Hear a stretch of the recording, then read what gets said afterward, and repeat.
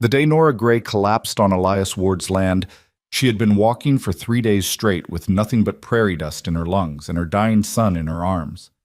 She didn't know the silent rancher who found her would become her salvation, or that his proposal would be the strangest, most honest thing anyone had ever offered her. This is the story of two broken people who built a family from nothing but necessity and something fiercer than love, the will to survive together. Stay with me until the end and comment what city you're watching from. I want to see how far this story travels. The sun had no mercy that afternoon. It hung like a brass coin in the bleached sky, beating down on the Oklahoma prairie with the kind of heat that made the air shimmer and dance like water that wasn't there. The red dirt road stretched endlessly in both directions, cutting through dried grassland that whispered and rattled in the hot wind. Nothing moved except the heat waves and the occasional tumbling of sagebrush across the hardpan earth. Then, a figure appeared on the horizon. At first it was just a dark smudge against the glare, wavering in the heat mirage. But as minutes crawled by, the shape resolved itself into a woman, thin, exhausted, carrying something in her arms. Her dress, once perhaps a respectable calico blue, was now gray with road dust and stained with sweat. Her dark hair had come loose from its pins and hung in tangled ropes down her back. But it was her walk that told the real story. The stumbling, determined shuffle of someone who had been moving forward only because stopping meant death. Nora Gray had been walking for 3 days. 3 days since the boarding house in Tulsa had thrown her out for lack of payment.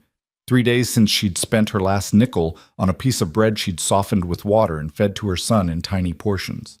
3 days since she'd slept anywhere but the side of the road, curled around her boy to keep the night chill off him.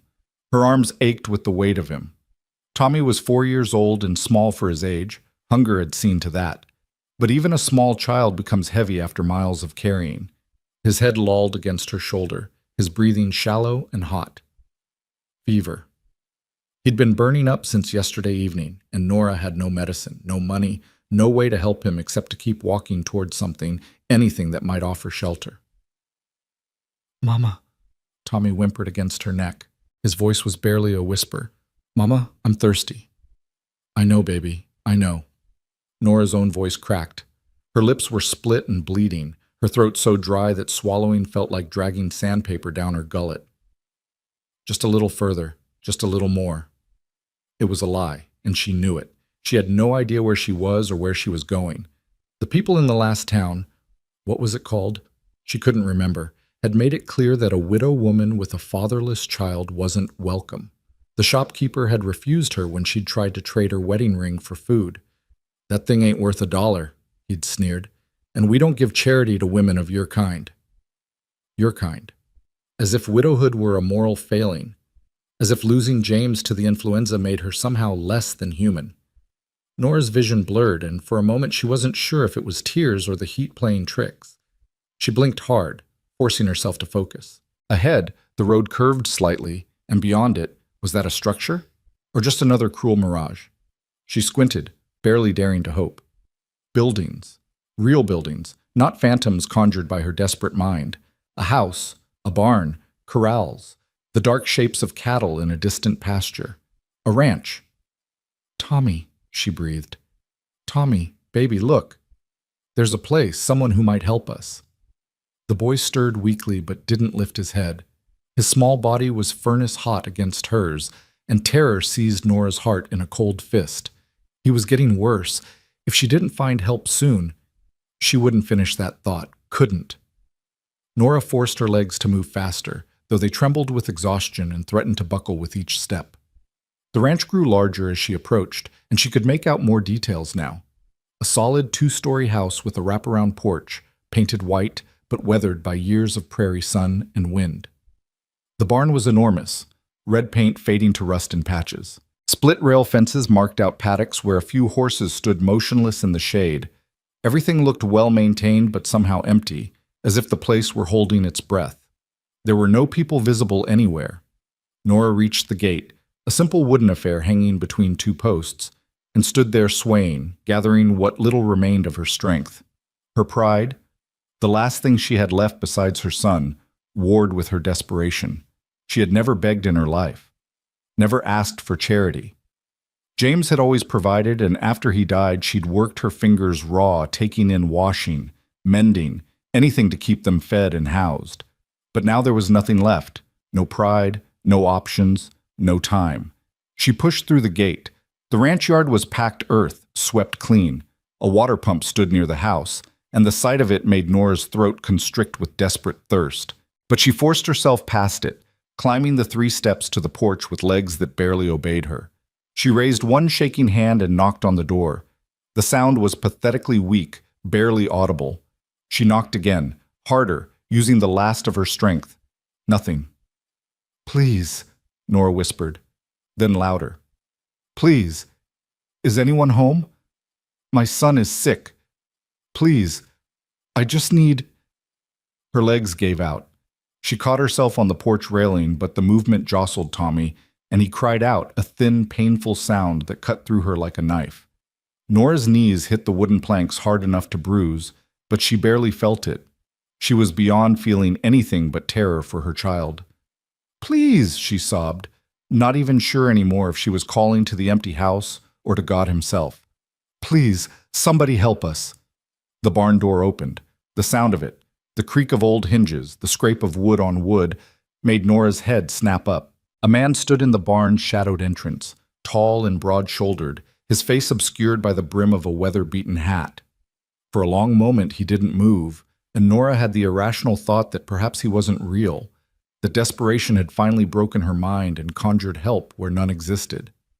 Then he stepped forward into the sunlight, and she saw him clearly. He was perhaps 40, with the weathered, sun-darkened skin of a man who'd spent his life outdoors.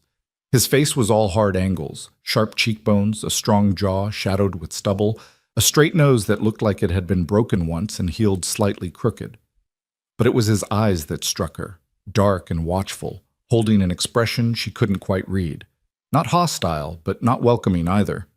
Guarded, she thought, like a man who'd learned not to trust easily. Elias Ward had been mending tack in the barn when he heard the knocking. At first he'd ignored it, probably another traveling salesman or missionary trying to sell him something he didn't need or save a soul he'd long since written off as lost. He'd let them knock and give up, same as always. But then he heard the woman's voice, the desperation in it, the plea for help. And then he heard her fall. His hands had stilled on the bridle he was working, his jaw tightening. Every instinct told him to stay where he was, to not get involved. He'd learned that lesson the hard way. Caring about people only led to pain when you inevitably lost them. Better to stay alone, to need nothing and no one, to let the world roll by without touching him. But the woman's sobs carried across the yard, raw and broken, and beneath them, the thin cry of a child. A child. Elias's chest constricted. His eyes moved unbidden to the corner of the barn where a small wooden cradle sat, draped with canvas to keep the dust off. He hadn't looked at it in 5 years, hadn't touched it, hadn't been able to make himself throw it away, or burn it, or do anything with it, except hide it and pretend it didn't exist. The child cried again. Before he'd made a conscious decision, Elias was moving. He set down the bridle with careful precision, as if maintaining that small amount of order could keep the chaos at bay, and walked to the barn door. He pulled it open and stepped out into the brutal afternoon heat. The woman was on his porch, on her knees, clutching a small boy against her chest. Even from this distance, Elias could see she was at the end of her rope, gaunt, sunburned, swaying even while kneeling. The boy in her arms looked worse, limp and fever-flushed. Elias stood frozen for a moment, decades of carefully constructed walls, warring with something more primal, something he thought he'd buried along with his wife and the child they'd lost. Then he was moving across the yard with long, quick strides. Nora heard his boots on the hard-packed earth and looked up. Her vision swam, but she could make out his shape approaching. She tried to stand, failed, and instead clutched Tommy tighter as if sheer will could protect him from whatever was coming. "Please," she managed. "My son, he needs water. He's burning up. I don't have any money, but I can work. I'm a hard worker. I can clean, cook, anything. Please, just help him. Please." Elias stopped a few feet away, looking down at them. Up close, he could see the woman was young, late 20s perhaps, though hardship had carved lines around her eyes and mouth. Her dress was threadbare, her shoes held together with string. The boy in her arms couldn't have been more than 4 or 5, his small face red with fever, his breathing rapid and shallow. "How long has he been sick?" Elias's voice was rough from disuse. He spoke so rarely these days that sometimes whole weeks passed without him saying more than a few words to the hands who worked his cattle. "Since yesterday." Nora's words tumbled over each other. "Maybe longer. I don't know, we've been walking, and I didn't have... When did he last drink?" "This morning. A little. From a stream. But it was muddy, and I think..." Her voice broke. "I think maybe that made it worse." Elias's jaw tightened.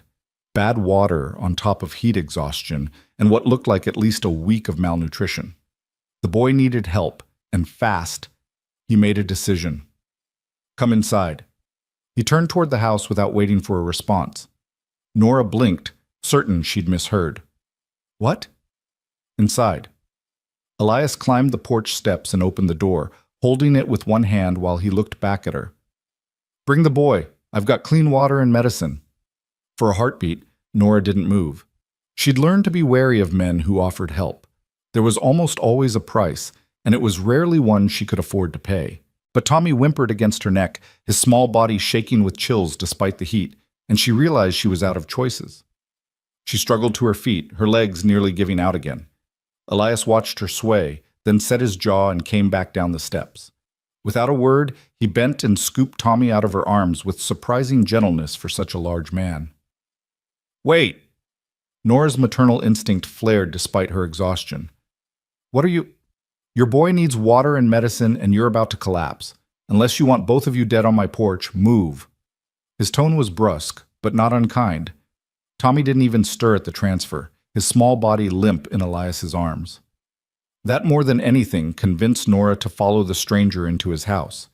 The interior was dim and blessedly cool after the inferno outside. Nora had a vague impression of simple furniture, everything clean but Spartan, before Elias was moving through the front room toward what looked like a kitchen. He shouldered through a door, and Nora followed on shaking legs. The kitchen was large, dominated by a cast-iron stove and a sturdy table. Elias laid Tommy on the table with careful precision, then moved to a pump at the sink. He worked the handle, and after a few creaking protests, clear water gushed forth. He filled a tin cup and brought it back to the table. "Hold his head," he instructed Nora. She obeyed, cradling Tommy's skull gently while Elias brought the cup to the boy's cracked lips. Water dribbled into his mouth, and for a terrible moment, Tommy didn't respond. Then his throat worked in a weak swallow, and he made a small sound, almost a whimper of relief. "That's it," Elias murmured, his voice dropping to something softer. "Easy now, not too fast." He let the boy drink in small sips, patient and unhurried. Nora watched his hands, large, calloused, scarred from years of ranch work, handle her son with unexpected tenderness. When Tommy had drunk perhaps half the cup, Elias pulled it away despite the boy's weak protest. "Too much at once will make him sick," he explained, setting the cup aside. He placed a broad hand on Tommy's forehead and his mouth tightened. "He's burning up. You got a name?" "Nora. Nora Gray. And this is Thomas." "Tommy." Her voice shook. Will he... Fever's high, but I've seen worse." Elias moved to a cabinet and pulled out a brown bottle and a clean cloth. "We'll get some willow bark tea in him, cool him down with wet cloths. He's young and tough. Should pull through." Should, not will. But it was more hope than Nora had allowed herself in days, and she clung to it like a lifeline. Elias worked with quiet efficiency, steeping the willow bark in hot water, then cooling it enough for the boy to drink. He got several spoonfuls down Tommy's throat, then soaked the cloth in cool water and laid it across the child's forehead. All the while he said little, his face set in grim concentration. Nora swayed on her feet, watching. The relief of being out of the sun, of seeing her son finally getting care, made the adrenaline that had been keeping her upright drain away all at once. The room tilted. "Sit." Elias's hand closed around her elbow, steadying her. He guided her to a chair with the same careful handling he'd shown Tommy. "When did you last eat?" Yesterday? No, the day before. I had some bread, but I gave most of it to Tommy." The words came out thick and slow, her mind fogging now that the immediate crisis was being managed by someone else. Elias said nothing, but his expression darkened. He moved to the stove, where a pot sat with what smelled like beef stew. He ladled out a bowl, set it in front of her with a spoon, and simply said, "Eat." Pride flickered weakly in Nora's chest. "I can't. I don't have money to pay you. Not now, but I meant what I said. I can work. I'm strong, and I'm good with eat first, talk after." Elias's tone brooked no argument. Nora looked down at the bowl. The stew was thick with vegetables and chunks of beef, and the smell of it made her stomach clench with desperate hunger. Her hand shook as she picked up the spoon. The first bite was transcendent. She barely tasted it before swallowing, then took another and another. Some distant part of her knew she should eat slowly, that her empty stomach might rebel, but she couldn't stop. She was halfway through the bowl before she realized she was crying, tears dripping silently into the stew. Elias had turned away, ostensibly to check on Tommy again, but really to give the woman some privacy for her breakdown. He refreshed the cloth on the boy's forehead, checked his breathing, and tried to ignore the sound of quiet weeping behind him. He didn't like this. Didn't like having people in his house, disrupting the careful emptiness he'd cultivated. Didn't like the way the boy's small face reminded him of things he'd worked years to forget. Didn't like the protective instinct that had surged through him when he'd seen them collapsed on his porch. But he couldn't turn them away. Whatever his failings, and Lord knew he had plenty, Elias Ward had never been the kind of man who could ignore someone in need, even if it would be easier, even if it would hurt less. Behind him, Nora's crying subsided to hiccuping breaths. "I'm sorry," she whispered. "I'm so sorry. I don't normally—" "Finish eating," Elias said, still not turning around. "Then you can tell me how you ended up on my land half dead with a sick child." It wasn't a question, but it wasn't cruel either. Just a statement of fact, delivered in that same flat, emotionless tone he seemed to use for everything. Nora finished the stew, scraping the bowl clean with shaking hands. The food sat heavy and warm in her stomach, making her realize just how close to the edge she'd been. Another day, maybe two, and she would have collapsed for real, and Tommy would have... She couldn't finish that thought. "Thank you," she said quietly. Words aren't enough, but thank you." Elias finally turned back to her. His dark eyes studied her for a long moment, taking in her gaunt face, her worn-down appearance, the desperate gratitude written in every line of her body. Then he nodded once, sharp and brief. "Your boy will sleep for a while. The willow bark will help the fever come down, but he needs rest and more water when he wakes. You look like you could use the same." "I can sleep in the barn," Nora said quickly. "I don't want to impose, and I meant what I said about working. Just tell me what needs doing, and There's a spare room upstairs, take it." Elias moved toward the kitchen door, clearly ending the conversation. "We'll talk about work and payment when you're both recovered. For now, just rest." "But Mrs. Gray?" He paused at the doorway, his back to her. "I'm not a good man, and I'm not kind. But I'm practical. You and your boy are no use to me dead or sick. So you'll rest, you'll recover, and then we'll figure out what comes next. Understand?" It was the longest speech he'd made, and it was delivered in that same flat tone, as if he were discussing the weather or the price of cattle. But something in it, maybe the brutal honesty, maybe the acknowledgement that there would be a what comes next, made Nora's throat close up. "I understand," she managed. "Good." Elias walked out, his boots heavy on the wooden floor. Nora sat alone in the kitchen with her sleeping son on the table beside her, and for the first time in months, maybe years, allowed herself to believe that maybe, just maybe, they might survive after all. The spare room was small but clean, with a narrow bed, a washstand, and a window that looked out over the prairie. Elias had carried Tommy up and laid him on the bed while Nora followed, her legs barely making the stairs. He'd left them with fresh water, more willow bark tea, and instructions to call if the boy worsened. Then he'd retreated to the barn, where he belonged. Now, as the sun began its slow descent toward the horizon, Elias stood in the barn's dim interior and stared at nothing. His hands were busy. They were always busy, always working, always moving, because if they stopped, he'd have to think, cleaning and oiling tack that didn't need it. What the hell had he done? He'd promised himself after Sarah died that he wouldn't let anyone close again. Wouldn't care. Wouldn't risk the kind of gut-wrenching agony that came from loving someone and losing them. And for 5 years, he'd kept that promise. He'd run his ranch, worked until exhaustion made sleep possible, and avoided the town and its people as much as he could. And now he had a woman and child under his roof. A woman with haunted eyes and a desperation that reminded him too much of Sarah in those final days, when the fever took her and there was nothing he could do but watch her slip away.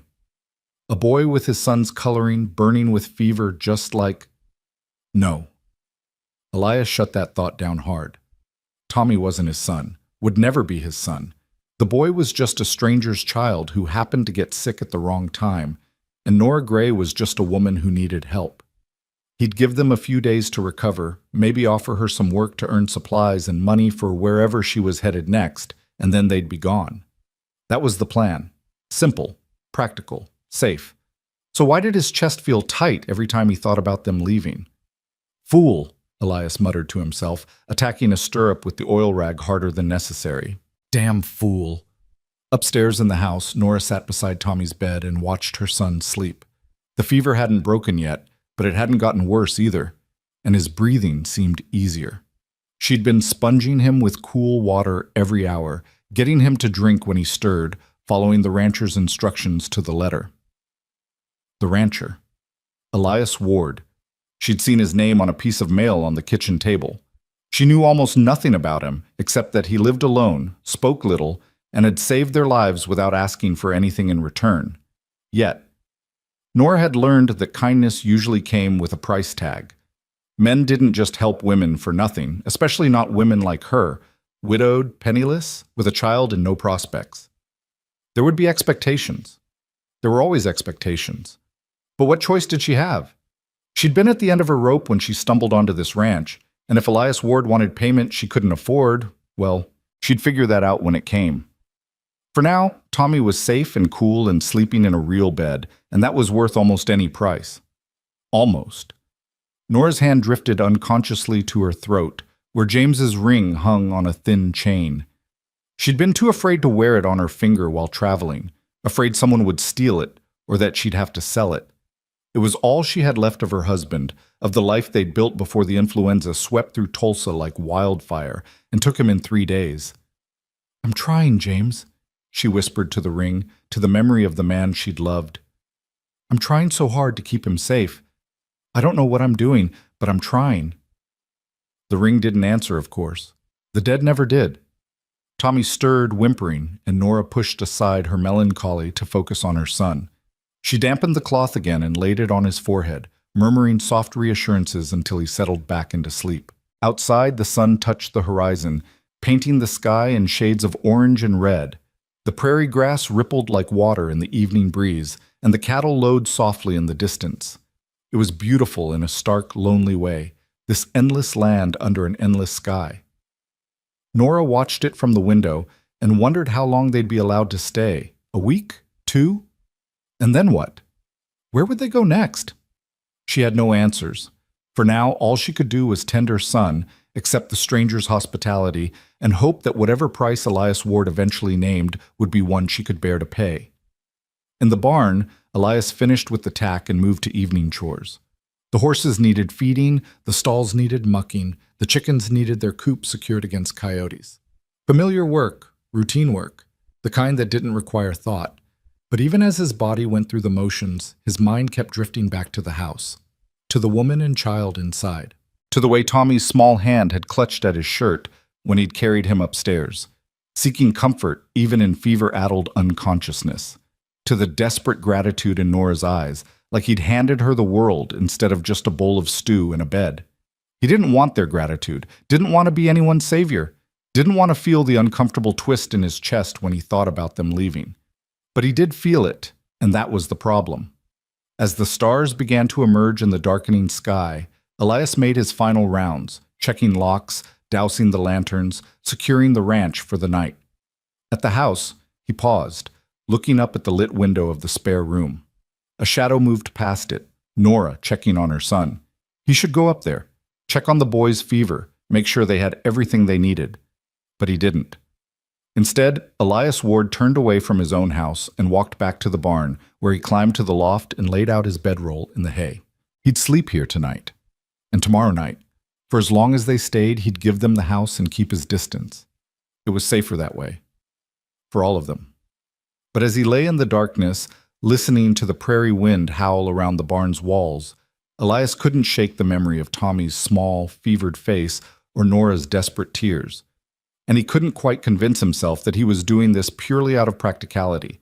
Some part of him, the part he'd tried to bury along with his wife and unborn child, had woken up the moment he heard that woman's voice crying for help, and no amount of emotional distance or careful routine was going to put it back to sleep. Not anymore. The fever broke on the third morning. Nora woke to find Tommy's forehead cool to the touch, his breathing deep and even, his small body finally relaxed instead of rigid with chills. She sat on the edge of the bed and wept silently, her whole body shaking with relief so profound it hurt. For 3 days she'd barely slept, hovering over her son, sponging him with cool water, coaxing sips of willow bark tea between his cracked lips, terrified that each breath might be his last. But he'd survived. They both had. Through it all, the rancher had appeared like clockwork, morning, noon, and evening, bringing fresh water, more medicine, simple meals that Nora forced herself to eat because she knew Tommy needed her strong. Elias never lingered, never made conversation beyond terse questions about the boy's condition.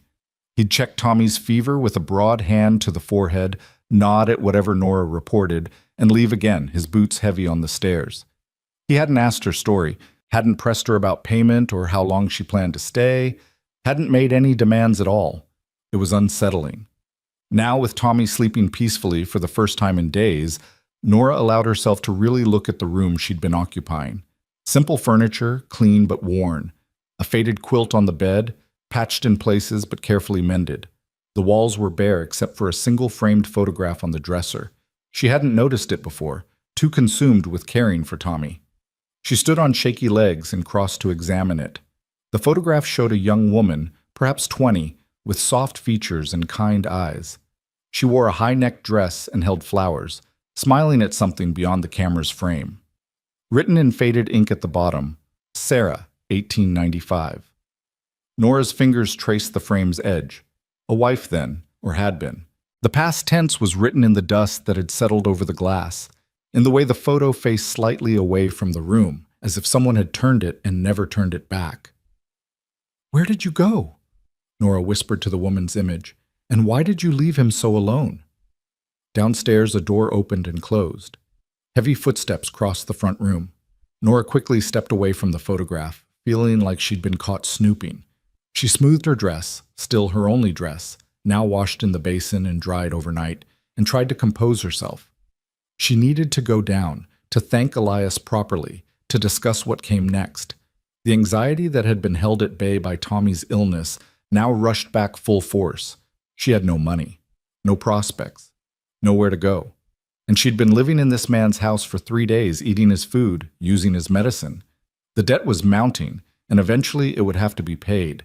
Nora checked Tommy one more time, still sleeping peacefully, then made her way downstairs on legs that trembled from more than just exhaustion. Elias stood at the kitchen stove, his back to her, stirring something in a pot. He'd removed his hat, revealing dark hair threaded with gray at the temples. His shoulders were rigid, his movements precise and controlled, as if he were holding himself together through sheer force of will. "Mr. Ward?" Nora's voice came out smaller than she'd intended. He turned, and for just a moment, something flickered across his face, surprise maybe, or something softer, before his expression closed down into that now familiar guarded neutrality. "The boy?" he asked. "Better. The fever broke. He's sleeping, but it's real sleep now, not—" She gestured helplessly. "He's going to be all right, thanks to you." Elias nodded once and turned back to the stove. "Good. He'll need food when he wakes. Broth first, then we'll see if he can handle solids. Mr. Ward, I—" Nora clasped her hands together to stop their shaking. "I need to talk to you about payment, about what I owe you. I meant what I said about working. I'm strong, and I'm a hard worker. I can clean, cook, tend animals, whatever you need. And I won't ask for wages, just room and board until the debt is settled. I know it might take a while, but I promise I'll— Mrs. Gray. Elias's voice cut through her nervous rambling. He still didn't turn around. When did your husband die? The question caught her off guard. What? Your husband. You wear a widow's dress and you've got a ring on a chain around your neck. When did he die? Nora's hand flew to her throat, to the ring hidden beneath her collar. 7 months ago. The influenza. And you've been on your own since then? You and the boy? Yes. No family? No one to take you in? James was an orphan. His parents died when he was young, and my family— Her voice hardened. My father made it clear I wasn't welcome after I married James. Said I was choosing poverty over sense. I haven't spoken to him in 5 years. Elias was quiet for a long moment. The only sound was the gentle bubbling of whatever he was cooking and the morning breeze through the open window. How'd you end up here? He finally asked. Nora swallowed hard. She didn't want to tell this story, didn't want to relive the humiliation and desperation of the past months. But he'd asked, and she owed him at least the truth. After James died, I tried to keep us going in Tulsa. I took in washing, mending, whatever work I could find, but it wasn't enough. The boarding house wanted payment I couldn't make. They threw us out 2 weeks ago. Her voice remained steady, though it cost her. I thought maybe we could get to my cousin in Kansas. She married well. I thought maybe she'd help. But the towns along the way, people don't trust a woman alone with a child. They think— She couldn't finish. They think you're a whore, Elias said bluntly. That the boy's a bastard, and you're looking for a man to take advantage of. Nora flinched at the crude words, but she couldn't deny them. Yes. And you walked. For how long? 2 weeks, maybe more. I lost track. Jesus. The word was barely a breath. Elias finally turned to face her, and his expression was no longer neutral. Something burned in his dark eyes, anger, but not at her. You walked for 2 weeks across Oklahoma in August with a 4-year-old child. No money, no food. And not one person helped you? Some did. A farmer's wife gave us bread. A preacher let us sleep in his church one night. But most— Nora lifted her chin. Most just wanted us gone. We made them uncomfortable. Elias stared at her for a long moment, and Nora forced herself not to look away. Let him see what she was, proud, desperate, determined to survive. Let him make his judgment and name his price, and she'd pay it if she could. You'll work, Elias said finally, but not to pay off a debt. I'll pay you proper wages, same as I'd pay any hand, room and board included, and wages on top. You can save up, and when you've got enough to get wherever you're heading, you'll go. Fair? Nora blinked. She'd expected many things, but not this. I don't understand. Why would you— Because I need the help, Elias interrupted. Place this size doesn't run itself. I've got 3 hands who work the cattle and handle the heavy labor, but the house is a mess and I can't cook worth a damn. You can handle the domestic work, cooking, cleaning, laundry, the vegetable garden that's been dying for lack of attention. And the boy, when he's well, can help with light chores. Feeding chickens, gathering eggs, that sort of thing. It's practical, that's all. But it wasn't all, and they both knew it. Practical would be sending them on their way with a few supplies and a pointed reminder that he wasn't a charity. This was something else, something that made Elias's jaw tight and his eyes avoid hers. Still, Nora wasn't fool enough to question good fortune when it appeared. That's more than fair, Mr. Ward. Thank you. Elias, he said gruffly, if you're staying and working, we might as well use first names. Then you should call me Nora. He nodded, then gestured to the pot on the stove. Chicken broth. When the boy wakes, get some in him. There's bread in the box there, and eggs if you want to make breakfast. I've got work to do. He was moving toward the door, fleeing, really, when Nora's voice stopped him. Elias? He paused but didn't turn around. Why are you doing this? And please don't say it's just practical. His shoulders tensed. For a long moment, Nora thought he wouldn't answer. Then, quietly, almost too quietly to hear, because nobody helped her either, when the fever took her. And I couldn't save her. Before Nora could respond, before she could ask who her was, Though she thought she knew, Elias was gone, the screen door banging shut behind him. Nora stood alone in the kitchen of a stranger's house that was somehow now hers to manage, and felt tears prick her eyes again. Not from sadness this time, but from the overwhelming realization that maybe, just maybe, there were still good people in the world, or at least people who'd known enough pain to recognize it in others. The rest of that first week passed in a careful dance of coexistence. Tommy recovered quickly, as children do, going from deathly ill to restless in the space of a few days. By the end of the week, he was begging to go outside. And Nora, after getting Elias's gruff approval, let him explore the ranch yard under strict instructions not to wander far. She watched from the kitchen window as her son discovered the joy of open space after months of being cooped up in boarding house rooms and walking endless roads. He chased chickens, though never caught them, examined every rock and stick with 4-year-old fascination, and spent an hour watching a barn cat hunt mice in the tall grass. And he watched Elias. The rancher worked constantly, moving between barn and pasture and corral with single-minded focus. He handled the horses with calm competence, mended fences with methodical precision, and did 100 other tasks that Nora couldn't even name. Tommy followed his movements with wide eyes, occasionally creeping closer when he thought no one was watching.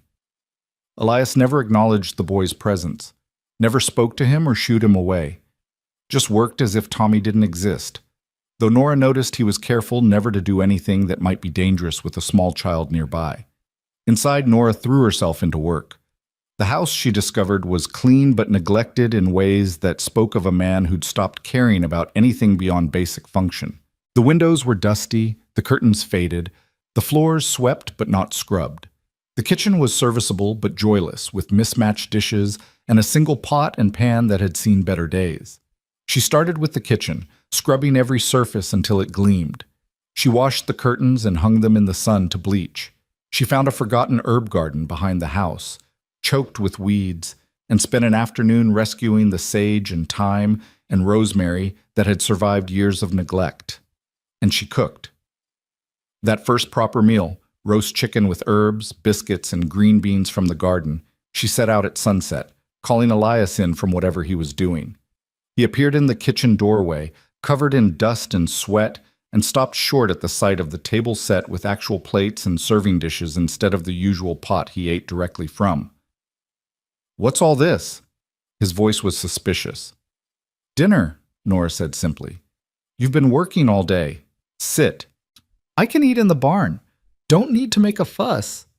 Elias Ward, "You hired me to cook, and I cooked. Now sit down and eat before it gets cold." Something flickered across his face. Surprise, maybe amusement, but he sat. Tommy was already at the table, eyes wide at the feast before him. The boy had eaten nothing but broth and soft bread for days, and the sight of real food made him nearly vibrate with excitement. "Mama, can I have a biscuit? Mama, look how big the chicken is. Mama?" "Tommy, hush and let Mr. Ward say grace." Both males looked at her in surprise. "What?" Tommy asked. Elias cleared his throat. "Haven't said grace in years, Nora." "Well, then it's past time you started." She folded her hands and bowed her head, leaving them no choice but to follow suit. The prayer was simple. Thanks for food, for health, for shelter. When Nora finished, she looked up to find Elias staring at his plate with an unreadable expression. "Something wrong?" she asked. "No, just—" He shook his head. "This looks like something Sarah would have made." It was the first time he'd spoken his wife's name aloud in Nora's presence. The words hung in the air, fragile and aching. "Then I hope I did it justice," Nora said quietly. They ate in silence after that, but it wasn't uncomfortable. Tommy chattered occasionally, and Nora responded, and gradually, Elias's rigid posture eased. By the end of the meal, he'd cleaned his plate twice, and when Nora offered him a third serving, he actually almost smiled. "You weren't lying about being able to cook," he said. "My mother made sure I learned properly, even if she didn't approve of who I married." Nora began clearing the dishes. "There's also pie. Apple, from your root cellar." This time, Elias did smile, small and brief, but real. "Haven't had pie in 5 years." "Then you're overdue." That night, after Tommy was tucked into bed and the kitchen was clean, Nora sat on the porch and watched the stars emerge. The prairie night was vast and alive with sound, crickets, wind, the distant howling of coyotes. It was nothing like Tulsa, nothing like anywhere she'd ever lived, but there was a strange peace to it. The barn door opened and Elias emerged, silhouetted against the lamplight within. He saw her on the porch and paused, clearly debating whether to approach or retreat. Nora made the decision for him. "Nice night." "Yeah." He climbed the porch steps slowly, like a man approaching a skittish horse. "Boy sleeping?" "Out cold. I think the fresh air exhausted him, in a good way." Elias nodded and leaned against the porch railing, his gaze on the dark horizon. They stood in silence for a while, neither quite comfortable but not uncomfortable either. "Can I ask you something?" Nora finally ventured. "Depends what it is." "Why do you sleep in the barn?" Elias's jaw tightened. "How'd you know that?" "I hear you leave after dinner, and the house is empty except for me and Tommy. Doesn't take much to figure out." "It's my barn. I'll sleep where I want." "I'm not criticizing, just wondering why you'd give up your own house." Elias was quiet for so long that Nora thought he wouldn't answer. Then, "Too many ghosts in that house, especially at night. The barn's easier." Nora understood.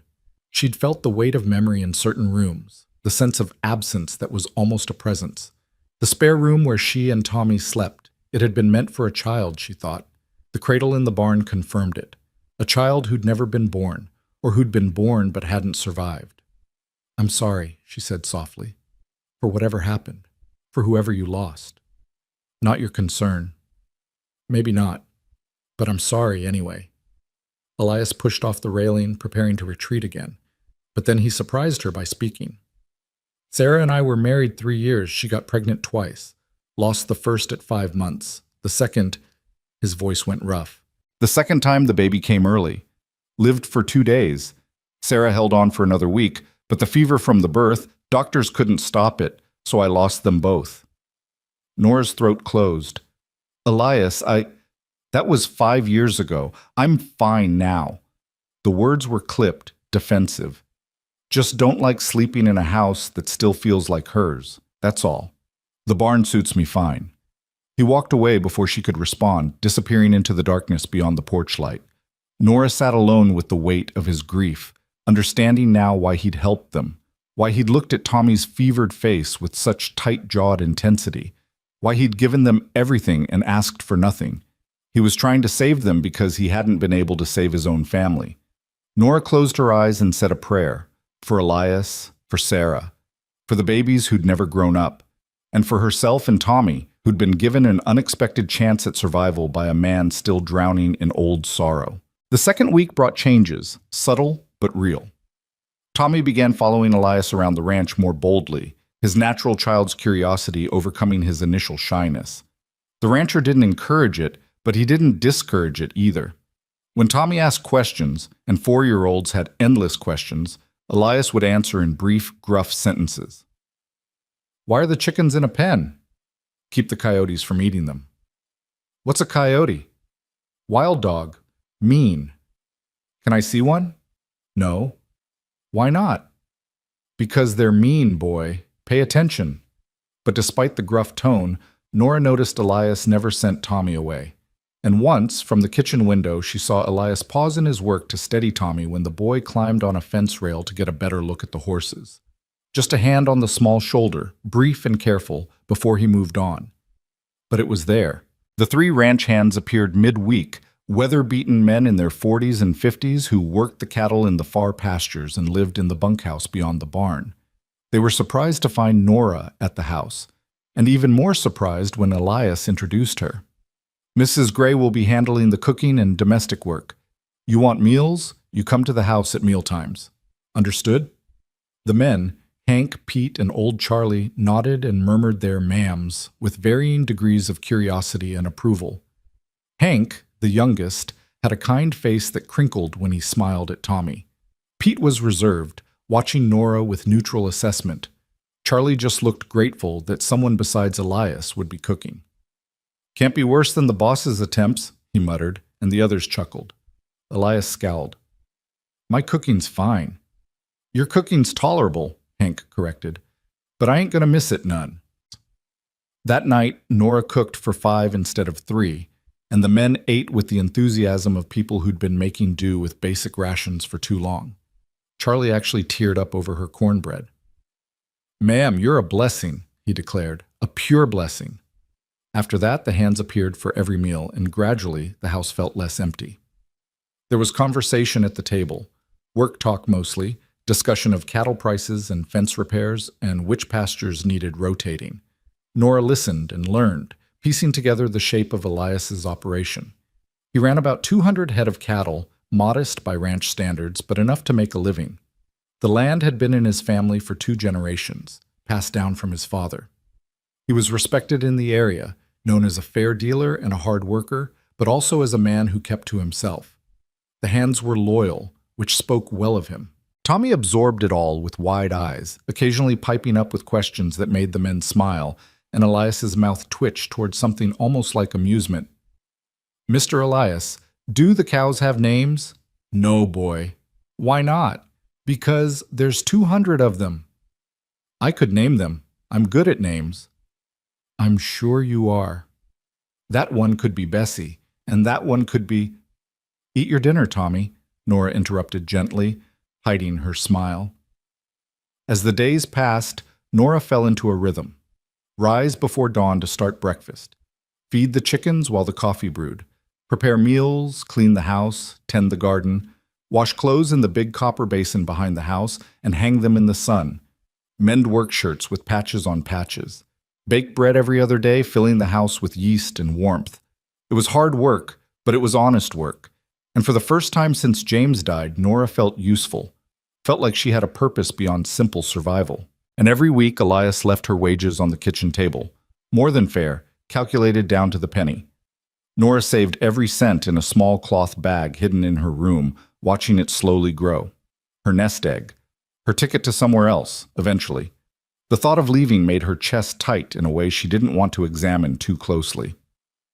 On the 3rd Sunday, the day the hands took off and rode into town, Elias announced he needed to go to town for supplies. "You and the boy can come if you want," he said gruffly over breakfast. "Might be good for you to see the place, meet people." Nora hesitated. Her experiences with small-town people hadn't been positive lately, but Tommy's eyes lit up with excitement, and she couldn't bear to disappoint him. "All right, thank you." The town, Redemption, population maybe 200, was a collection of wooden buildings along a single main street. A general store, a saloon, a church, a blacksmith, a handful of houses. The kind of place where everyone knew everyone, and strangers were immediately noticed. Elias pulled the wagon up in front of the general store and climbed down, then helped Nora and Tommy descend. Several people on the street had stopped to stare, their expressions ranging from curious to disapproving.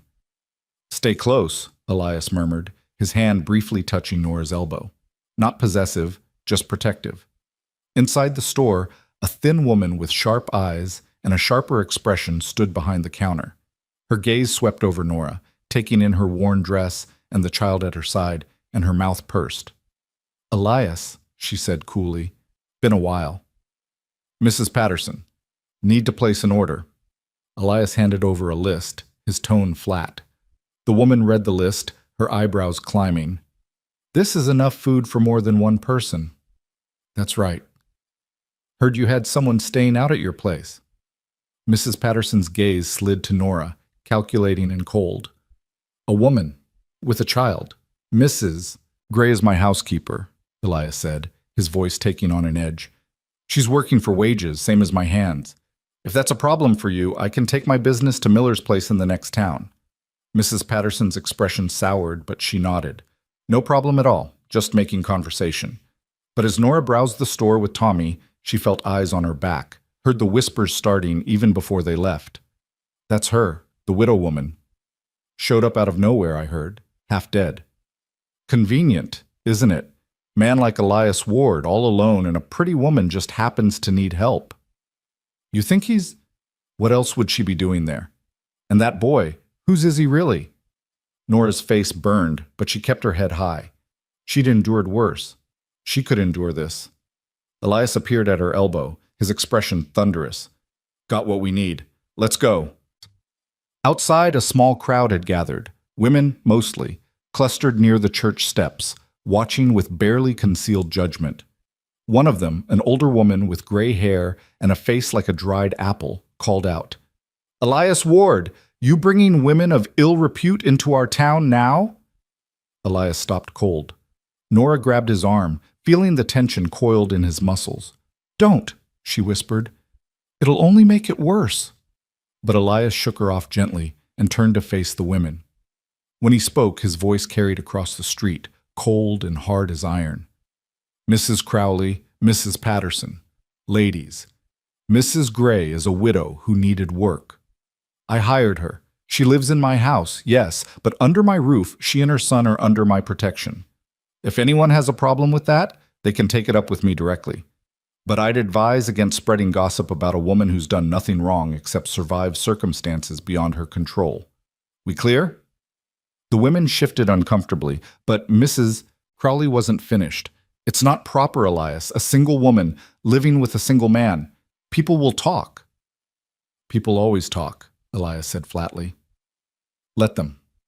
Mrs. Gray is staying. End of discussion." He turned his back on them, a deliberate dismissal, and helped Nora and Tommy into the wagon. As they pulled away, Nora looked back to see the women still clustered together, their mouths moving with furious speculation. "I'm sorry," she said quietly. "I didn't mean to cause you trouble." "You didn't cause anything," Elias replied, his hands tight on the reins. "Small-minded people cause their own trouble. Don't worry about them." But Nora did worry. She worried that the gossip would damage Elias's reputation, make it harder for him to do business. She worried that Tommy would hear the cruel words and understand what they meant. She worried that eventually, Elias would decide they weren't worth the trouble. Tommy, oblivious to the tension, chattered happily about the things he'd seen in town. Elias let the boy's voice fill the silence, not contributing but not stopping him either. When they arrived back at the ranch, Nora climbed down from the wagon and turned to Elias. "Thank you for defending us. You didn't have to do that." "Yeah, I did." His dark eyes met hers, steady and sure. "You're under my roof. That makes you my responsibility. Anyone wants to come at you, they go through me first." Something shifted in Nora's chest at those words. A feeling she couldn't quite name, warm and unsettling and dangerously close to hope. "Still," she said. "Thank you." Elias nodded once, then began unloading supplies, the moment over. But as Nora took Tommy inside and began putting away groceries, she couldn't shake the memory of Elias standing between her and those judgmental women, his voice hard with protective anger. No one had stood up for her in months, not since James died. And even James, as much as she'd loved him, had been gentle and yielding, preferring to avoid conflict rather than confront it. Elias Ward was not gentle, was not yielding. He was granite and resolve, and he'd just made it clear that while Nora was here, she was his to protect. It should have felt presumptuous. Instead, it felt like safety. That night, after Tommy was asleep and the house was quiet, Nora found Elias on the porch again. It was becoming habit, these late evening conversations that weren't quite conversations. Just two people sharing space and silence, sometimes words. "The women in town," Nora said without preamble, "what they're saying about me, about us, it's not going to stop." "Probably not." "It might affect your business, your reputation." "Might." "Elias, I'm serious. If my being here causes you problems—" "Nora." He turned to look at her fully, his expression shadowed in the lamplight. "I don't care what those women think. Haven't cared what anyone thinks for 5 years now. You're here because you needed help and I could give it.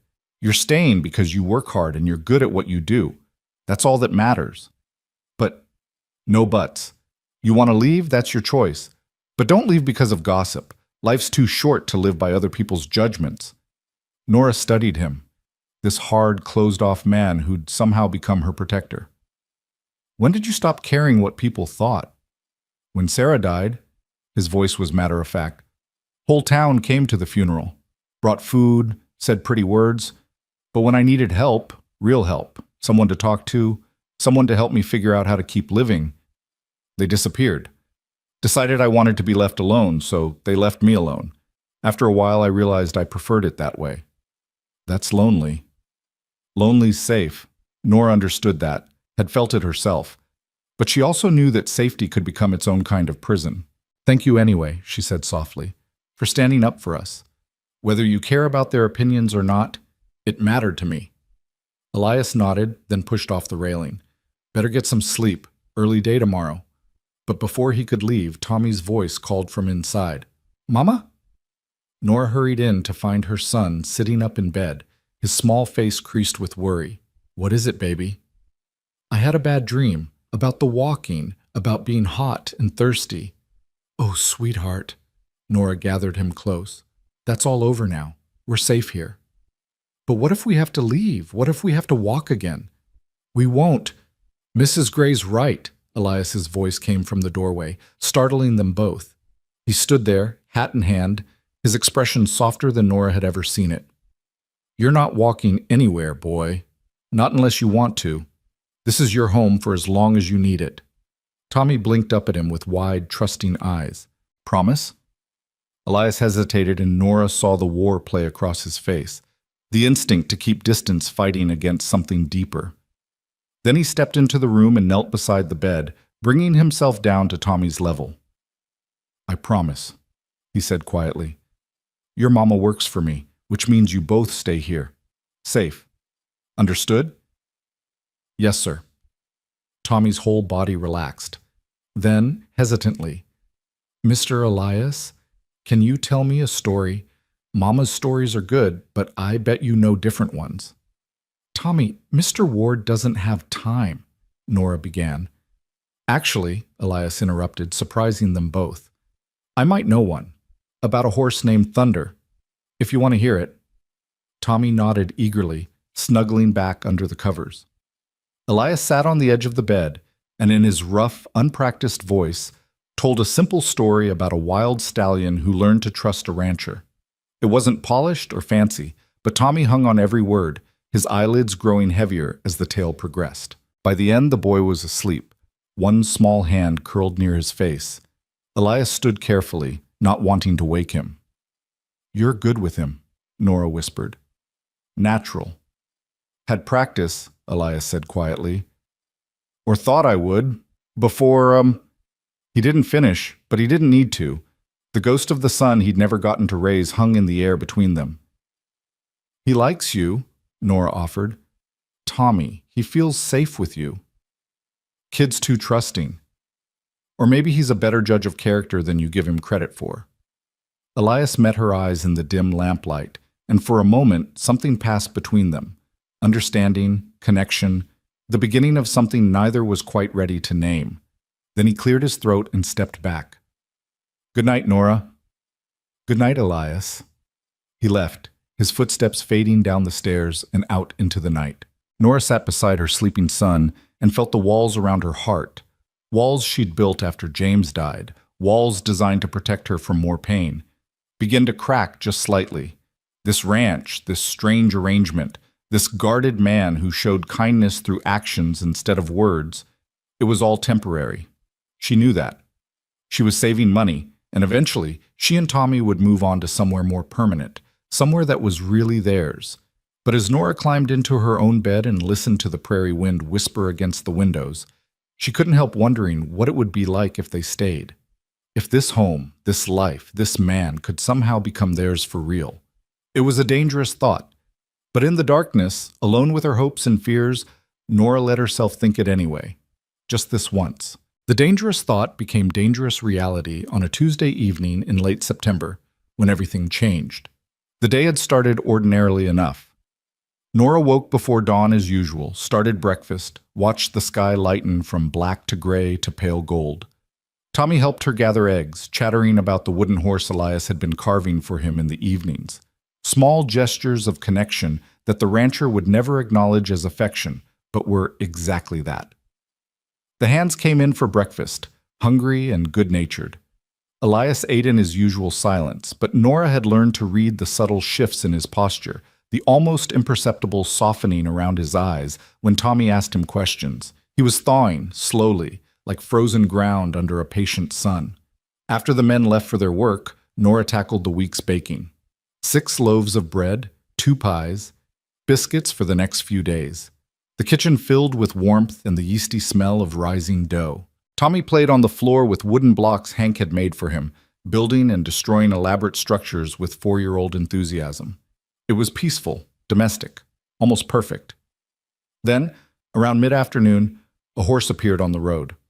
Nora saw it from the kitchen window, a single rider, moving at a deliberate pace. Not the casual approach of a neighbor or the hurried gait of someone with urgent business. Something about it made her uneasy, though she couldn't say why. She wiped flour from her hands and stepped onto the porch, shading her eyes against the sun. The rider was a man, she could tell now, wearing city clothes that looked out of place against the prairie backdrop. As he drew closer, something about his build, his posture, sent ice through her veins. No, it couldn't be. But it was. Vincent Gray, James's older brother, rode into the yard with the self-assured bearing of a man who believed the world owed him respect. He was handsome in a sharp, calculated way, dark hair slicked back, expensive suit despite the dust of travel, a smile that never reached his eyes. Nora had met him exactly 3 times. At her wedding, where he'd made it clear he thought James was marrying beneath him, at James's funeral, where he'd offered no comfort but plenty of judgment, and once before that, at a family gathering where his eyes had lingered on her in a way that made her skin crawl. She hadn't seen or heard from him in 7 months, had hoped she never would again. Vincent, Nora's voice came out steady, though her heart hammered against her ribs. What are you doing here? He dismounted with practiced ease and tied his horse to the porch rail, taking his time, making her wait. When he finally looked at her, his smile was all teeth and no warmth. Nora, my dear sister-in-law, I've been looking for you everywhere. His gaze swept over the ranch, assessing, calculating. Interesting place you've landed. Very interesting indeed. I work here, as a housekeeper. She kept her chin up, her hands clasped to hide their trembling. It's honest work. Oh, I'm sure it is. Vincent's tone suggested he believed exactly the opposite. And the man who owns this place, where might he be? Working. What do you want, Vincent? He climbed the porch steps, and Nora had to force herself not to retreat. Vincent had never physically harmed her, but there was a threat in him that went beyond violence, a cold certainty that he would take what he wanted, one way or another. I want what's mine, he said simply. The boy. Thomas. The world tilted. What? My nephew. James's son. He belongs with family, not here in the middle of nowhere with a mother who can't provide for him. Vincent's voice was reasonable, almost kind, which made it worse. I've come to take him back to Tulsa. I can give him a proper home, proper education, opportunities you never could. It's what James would have wanted. You have no right. I have every right. I'm his blood uncle, his guardian by law now that his father is dead. You, on the other hand, are a destitute widow living in sin with a strange man. Oh yes, I heard about your arrangement here. The whole territory's talking about it. What judge would grant you custody over a respectable, financially secure family member? Nora's vision blurred. Tommy is my son, mine. You can't just... I can, and I will. Vincent pulled a folded paper from his jacket. I have a lawyer's letter right here, outlining my claim. Now, we can do this the easy way or the hard way. Easy way, you pack the boy's things, what few things he has, and I take him with me today. Hard way, I involve the law, drag this through the courts, and you lose him anyway while destroying whatever shred of reputation you have left. Your choice. Inside the house, Tommy called out, Mama, who's that? Vincent's eyes lit up. There's my nephew, Thomas. Come say hello to your Uncle Vincent. Stay inside, Tommy, Nora called back, her voice sharp with panic. She turned back to Vincent, desperate. Please, please don't do this. He's all I have. He's everything. I'll do anything. Anything? Vincent's smile turned predatory. Well now, that's quite an offer. What exactly did you have in mind? The implication was clear and vile. Nora's stomach turned, but before she could respond, a voice cut through the tension like a knife. You've got about 5 seconds to get off my property before I remove you myself. Elias stood at the edge of the yard, having approached unseen during the confrontation. His hat shadowed his face, but his posture radiated barely contained violence. In his hand, held loosely but unmistakably ready, was a rifle. Vincent turned, assessing this new element. And you must be the famous Elias Ward, the man generous enough to take in my poor sister-in-law in her time of need. How charitable of you. But didn't ask who you were, asked you to leave. I'm Vincent Gray, James Gray's brother. I've come for my nephew. The boy has a mother. He stays with her. Vincent's smile never wavered. The boy has an uncle who can provide for him properly. Mrs. Gray, as you can see, is in no position to raise a child. Living here, under your roof, with no husband, no prospects, it's hardly appropriate. I'm sure you understand. What I understand is you're making threats on my land. Elias moved closer, and something in his movement made Vincent actually take a step back. Don't much care for that. I have legal standing. Don't care about that either. Elias climbed the porch steps, positioning himself between Vincent and Nora. What I care about is that woman there is under my protection. So's her boy. And nobody, lawyer or no lawyer, family or not, takes them from this ranch unless she agrees to it, which, from the sound of things, she doesn't. Vincent's expression hardened. This isn't your concern, Mr. Ward. Made it my concern the day I hired her. Made it more my concern when you showed up here threatening her. So here's how this is going to go. You're going to get on your fancy horse, ride back to whatever hole you crawled out of, and forget you ever had a nephew. Because if you try to take that boy, you'll answer to me. And trust me, you don't want that. You're making a mistake, Vincent said coldly. I have resources, connections. I can make your life very difficult. Can you now? Elias's tone was almost conversational. Well, I've got 300 acres, a rifle, and no patience for city men who think they can come out here and push people around. Reckon we'll see whose resources matter more. For a long moment, the men stared at each other. Vincent's confidence had cracked just slightly, but there was something else in his eyes now, calculation. He was reassessing, planning his next move. Fine, he said finally. I'll leave. For now. But this isn't over, Nora. That boy is a Gray, and Grays take care of their own. I'll be back with the law, and when I am, your ranch hand here won't be able to help you.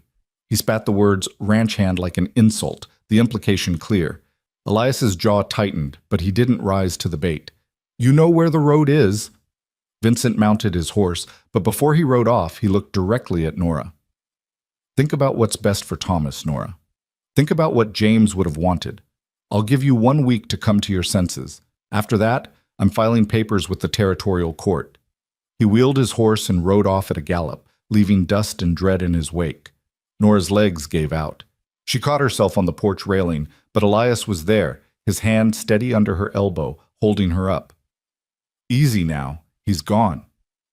For now, Nora whispered. But he'll be back. He meant it, Elias. He'll take Tommy. He'll use the law, use my reputation, use everything against me, and I don't have the money for a lawyer. I don't have any way to fight him, and he's right, isn't he? A judge will look at me, a widow, working as a housekeeper, living here with you, and they'll give Tommy to Vincent because he has money and respectability, and I have nothing. Stop. Elias's voice was firm. Breathe. You're spiraling. Nora tried, but panic had its claws in her. You don't understand. Vincent isn't a good man. He doesn't want Tommy out of love or duty. He wants him because James inherited some money from their parents, and Tommy is James's heir. Vincent thinks if he has custody of Tommy, he can control that inheritance until Tommy comes of age. He'll put my son in some boarding school and drain every penny James left behind, and Tommy will grow up thinking his mother abandoned him. Then we won't let that happen. How? Nora's voice broke. How do we stop him? You heard him. He has lawyers, connections, the law on his side. And what do I have? A job that barely pays enough to save for rent somewhere else, let alone court fees. A reputation that's been dragged through the mud by town gossip. No husband, no family willing to help. What defense do I possibly have? Elias was quiet for a long moment, his dark eyes fixed on the horizon where Vincent had disappeared. When he spoke, his voice was carefully controlled, as if he were testing each word before releasing it. You could have a husband. Nora's head snapped up. What? A husband. Changes everything. Judge looks at a married couple running a successful ranch versus a bachelor uncle who's never shown interest in the boy until now, Custody goes to the parents. Simple as that. But I'm not married. James is dead, and I'm not. Realization hit her like cold water. Wait, are you suggesting practical solution? Elias interrupted, his tone flat, businesslike. You need a home. I need an heir. We can save each other. The words hung between them, stark and stunning. Nora stared at him, trying to process what he was offering. Marriage, not romance, not love, just a transaction, a business arrangement to solve both their problems. You can't be serious.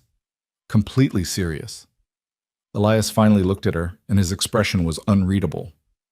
I'm 42 years old, been alone for 5 years, figured I'd stay that way until I died.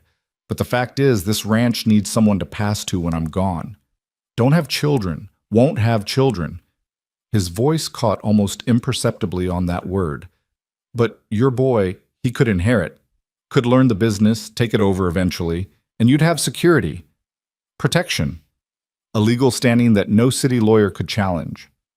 This is insane, Nora whispered. You can't just marry someone as a business transaction. Why not? People do it all the time, and arranged marriages, marriages of convenience. This isn't any different. We both get what we need, and nobody gets hurt. But, Nora's mind raced, but that's not fair to you. You'd be tied to a woman you barely know, taking on responsibility for a child who isn't yours, all to help us fight Vincent. Why would you do that? Elias's jaw worked, and for a moment she thought he wouldn't answer. Then quietly, because I know what it's like to lose a child, and I won't stand by and watch you lose yours. Not if I can prevent it. Tears burned Nora's eyes. Elias, don't. He held up a hand. Don't make it more than it is. This is practical, strategic. You need help, and this is help I can give. That's all. But it wasn't all, and they both knew it. This was a man who'd held himself apart for 5 years, who'd built walls so high nothing could reach him, offering to tear those walls down for people he'd known only a few weeks. It was monumental and terrifying and impossibly generous. I can't ask you to sacrifice yourself for us, Nora said softly. You're not asking. I'm offering. There's a difference. But marriage it's permanent. If you're doing this just to help me, you'd be trapped. Nora. Elias's voice was gentle for the first time since she'd known him. I've been trapped in grief for 5 years. This isn't trap. This is purpose. Something to build instead of something to mourn. If you can live with that, then we have a deal. Inside the house, Tommy called again, his voice tinged with worry. Mama, is everything okay? Nora looked toward the door, toward her son, the center of her universe. Then back to Elias, this hard, broken man who was offering her salvation in the most unexpected way possible. I need to think about this, she said finally. It's not a decision I can make in 5 minutes. Fair enough, but Vincent gave you a week. After that, he's coming back with lawyers and court orders, so think fast.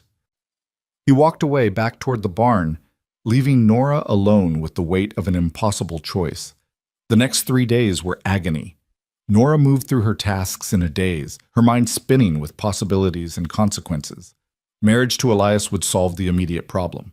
Vincent couldn't claim Tommy if she had a husband, especially not one with Elias's standing in the community. The ranch hands respected him. He owned his land outright. He was exactly the kind of stable, respectable man a judge would favor. But marriage wasn't just a piece of paper. It was a lifetime commitment, and Nora had already lived that once with James. The difference was, she'd loved James, had chosen him freely, had built a life with him based on affection and partnership and hope for the future. What Elias was offering wasn't that. It was protection and practicality, security without sentiment. Could she live like that? Could she share a home, a life, a name with a man she didn't love and who didn't love her? More importantly, was it fair to Elias? He'd already lost so much. Did he really understand what he was offering to give up? The possibility of finding real love again, of having a family that was truly his? The questions haunted her through bread making and clothes washing and all the mundane tasks that suddenly felt weighted with significance. Every time she saw Elias, at meals, passing in the yard, once when Tommy dragged him over to see a particularly interesting caterpillar, she searched his face for doubt, for second thoughts. But his expression remained closed, unreadable, giving nothing away. On the third night, Nora found Hank alone in the barn, mending a broken harness by lantern light. The old cowhand looked up when she entered, his weathered face crinkling into a smile. "Evening, ma'am. Something I can do for you?" "Actually, I was hoping to ask you something about Elias." Hank's smile faded into something more cautious. "What about him? Has he always been so closed off, so alone?" The old man was quiet for a moment, working leather through his calloused hands. Then, "Not always, no. When Miss Sarah was alive, he was different. Not exactly cheerful, mind you. Elias was always on the serious side, but he'd smile. Laugh, even. Had plans for the ranch, for their future together. Then she died, and the baby with her, and it's like something in him just shut down. Been 5 years, and he still sleeps out here instead of in the house. Still keeps her picture on the dresser, but doesn't look at it. Still sets aside money in an account he won't touch because it was supposed to be for the child's education." Nora's throat tightened. "He told me about what happened." "Did he now?" Hank looked surprised. "That's something. Boss doesn't talk about it. Not to anyone. Fact that he told you means he trusts you, ma'am. That's rare." "Hank, if someone wanted to help him, to give him a reason to live beyond just existing, do you think he'd accept it, or would he push them away?" The old cowhand studied her for a long moment, his eyes knowing. "Depends on how it was offered, I reckon. Elias don't like charity, don't like people feeling sorry for him. But if it was practical, mutually beneficial, something that served a purpose beyond just making him feel better, then yeah, I think he might accept it. Might even welcome it, down deep, though he'd never say so. Even if it meant letting someone close again, risking getting hurt? Ma'am, begging your pardon, but a man like Elias, he's already about as hurt as a person can get. Question isn't whether he'll risk getting hurt. Question is whether he's willing to risk feeling alive again." Nora left the barn with more to think about than ever. But Hank's words stayed with her, willing to risk feeling alive again. Was that what she'd be offering Elias? Not just a solution to her problem, but a chance for him to step back into the world of the living? And what about her own heart?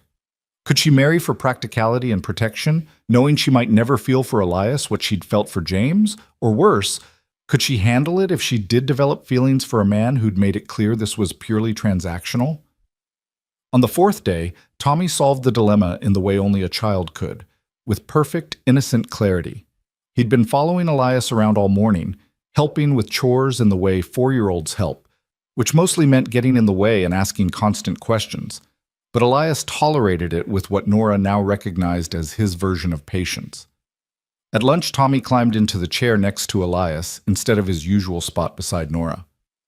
"Mr. Elias, can I ask you something?" "Suppose so." "Are you going to be my pa now?" The room went silent. Every hand stopped eating. Nora froze with a spoonful of soup halfway to her mouth. Elias stared at the boy with something like panic in his eyes. "What makes you think that, son?" "'Cause you take care of us. And you live here with us. And you carved me a horse. And you told me a story when I had bad dreams. That's what past do, right? So I thought maybe you were going to be mine." Nora found her voice. "Tommy, sweetheart, Mr. Ward is just being kind. He's not—" "Would you want that?" Elias interrupted, his eyes still locked on Tommy's face. "A pa like me?" Tommy nodded vigorously.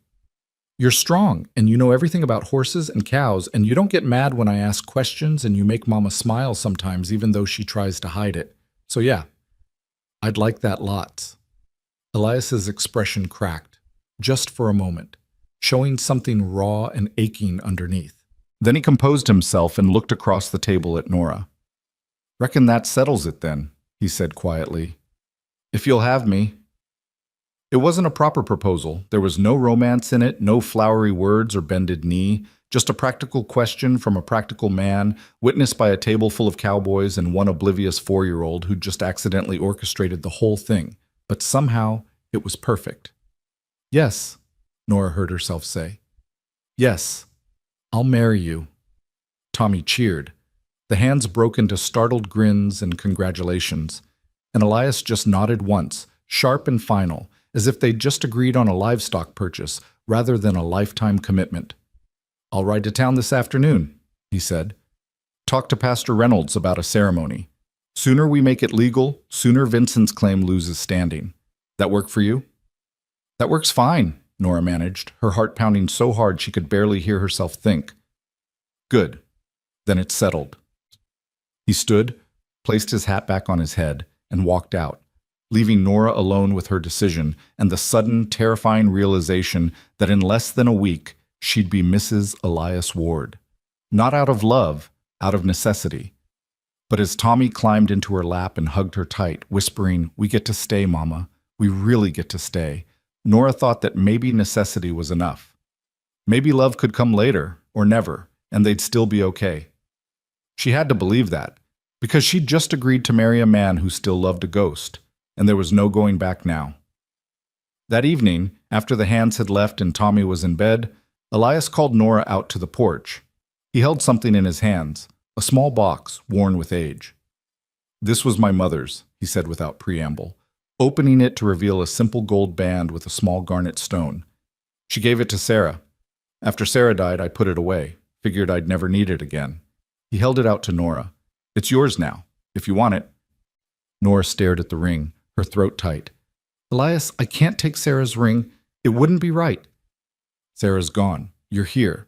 And we need this to look real if we're going to convince a judge Vincent has no claim. So take it. Make it yours." Slowly, Nora reached out and accepted the box. The ring was beautiful in its simplicity, the garnet catching the lamplight like a drop of blood. "Thank you," she whispered. "Pastor Reynolds will do the ceremony day after tomorrow," Elias continued, his tone businesslike. "I told him it was sudden, but he's known me long enough not to ask questions. We'll need a witness. I'll ask Miss Maybelle from the neighboring farm. She's discreet." "Day after tomorrow," Nora repeated, letting the reality sink in. "That's fast. Vincent gave us a week. Better to be ahead of schedule than behind." "Right. Of course." Nora turned the ring box over in her hands. "Elias, I need to know, what happens after?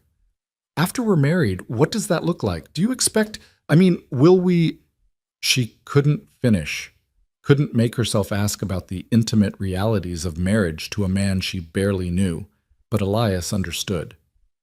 "This is a marriage on paper, Nora, for protection and practicality. I'm not expecting anything beyond that. You'll keep your room, I'll keep the barn, we'll live like we've been living, just with legal standing. That clear enough?" Relief and something that might have been disappointment warred in Nora's chest. "Very clear, thank you." "Don't thank me. This helps me as much as you. Boy needs a father, ranch needs an heir. We're solving problems, that's all." But it wasn't all, no matter how many times he said it. No man married a virtual stranger just to solve problems. There was something more driving Elias's offer, something he wouldn't or couldn't articulate. Nora could see it in the way he looked at Tommy, the way his expression softened when he thought no one was watching, the way he'd stepped between her and Vincent without a moment's hesitation. He cared. He just didn't know how to admit it. "Still," Nora said softly, "thank you for caring enough to do this. Even if you won't call it that." Elias's jaw tightened, but he didn't deny it. Didn't confirm it either, just nodded and walked away, leaving Nora alone with a dead woman's ring and the weight of a marriage built on everything but love. The day of the wedding dawned gray and cool, autumn asserting itself after weeks of lingering summer heat. Nora woke early, her stomach in knots, and dressed in her only good dress, a simple gray cotton that had seen better days but was at least clean and mended. She looked at herself in the small mirror above the washstand and barely recognized the woman staring back. When she'd married James, she'd been 19 and full of dreams, wearing a white dress her mother had sewn, her hair arranged with real orange blossoms. She'd believed in fairy tales then, in happily ever after, in love conquering all. Now she was 27 and worn down by life, wearing faded gray, about to marry a man who'd made it clear he expected nothing from her beyond her presence. No fairy tale, no happily ever after, just survival, dressed up in legal paperwork. "Mama!" Tommy appeared in the doorway, already dressed in the new clothes Elias had bought him, proper trousers and a button-up shirt. "You look pretty." "Thank you, baby." Nora forced a smile. "You look very handsome." "Are you scared?" The question caught her off guard. What makes you think I'm scared? You're making that face, the one you made when we were walking and you didn't know where we were going, but you pretended you did.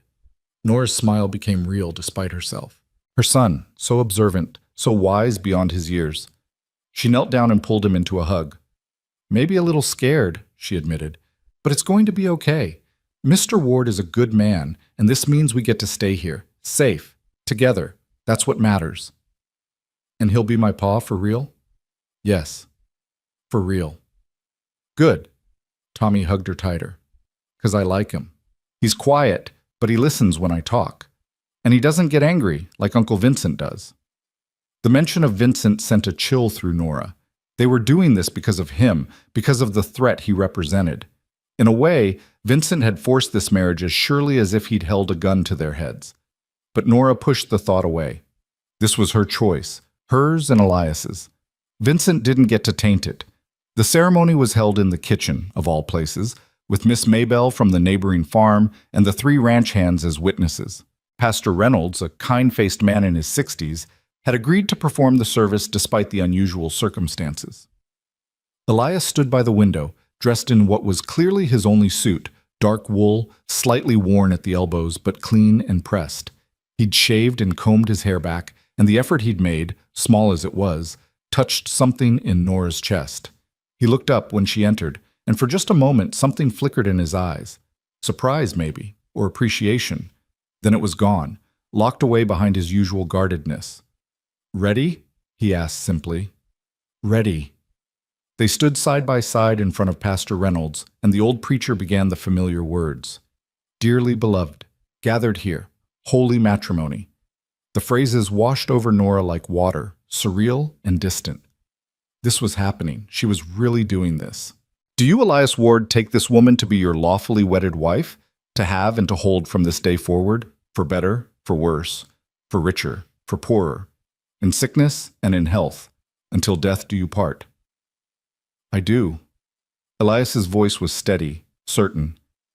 "And do you, Nora Gray, take this man to be your lawfully wedded husband, to have and to hold from this day forward, for better, for worse, for richer, for poorer, in sickness and in health, until death do you part?" Nora opened her mouth. This was the moment, the point of no return. She could still say no, could still grab Tommy and run, could take her chances with Vincent and the courts, and hope for the best. But Tommy stood beside her, his small hand gripping her skirt, his eyes bright with hope and trust. And Elias stood waiting, this hard, lonely man who'd offered her everything and asked for nothing. "I do," Nora said. Pastor Reynolds smiled. "Then by the power vested in me by the territory of Oklahoma, I pronounce you husband and wife. Elias, you may kiss your bride." The room went silent. Nora's eyes met Elias's, and she saw her own panic reflected there. They hadn't discussed this part, hadn't prepared for it. But Miss Maybelle was watching with misty eyes, and the pastor was waiting, and they needed this to look real. Elias leaned in slowly, giving her time to pull away if she wanted. Nora didn't move. His lips brushed hers, barely a touch, over almost before it began, chaste and brief, and nothing like a real wedding kiss. But Nora's heart hammered anyway, and when Elias pulled back, something in his expression had shifted, just slightly, just enough. "Congratulations," Pastor Reynolds said warmly, breaking the moment. "May your marriage be blessed with peace and prosperity." The hands cheered. Miss Maybelle dabbed at her eyes. Tommy whooped and threw his arms around both of them at once, creating an awkward 3-way embrace that made everyone laugh. And just like that, it was done. Nora Gray was now Nora Ward, and there was no going back. The celebration, such as it was, consisted of a simple lunch Miss Maybelle had prepared. Cold chicken, fresh bread, and a cake that was slightly lopsided but tasted like heaven. They ate on the porch, the autumn air crisp and clean, and for a little while, it almost felt like a real wedding, like they were a real family, gathering to celebrate a real union. But as the afternoon wore on and the guests departed, reality settled back in.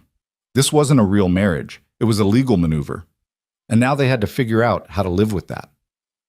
That evening, after Tommy was asleep and the house was quiet, Nora sat alone in what was now legally her home, wearing a ring that had belonged to 2 women before her, married to a man she barely knew.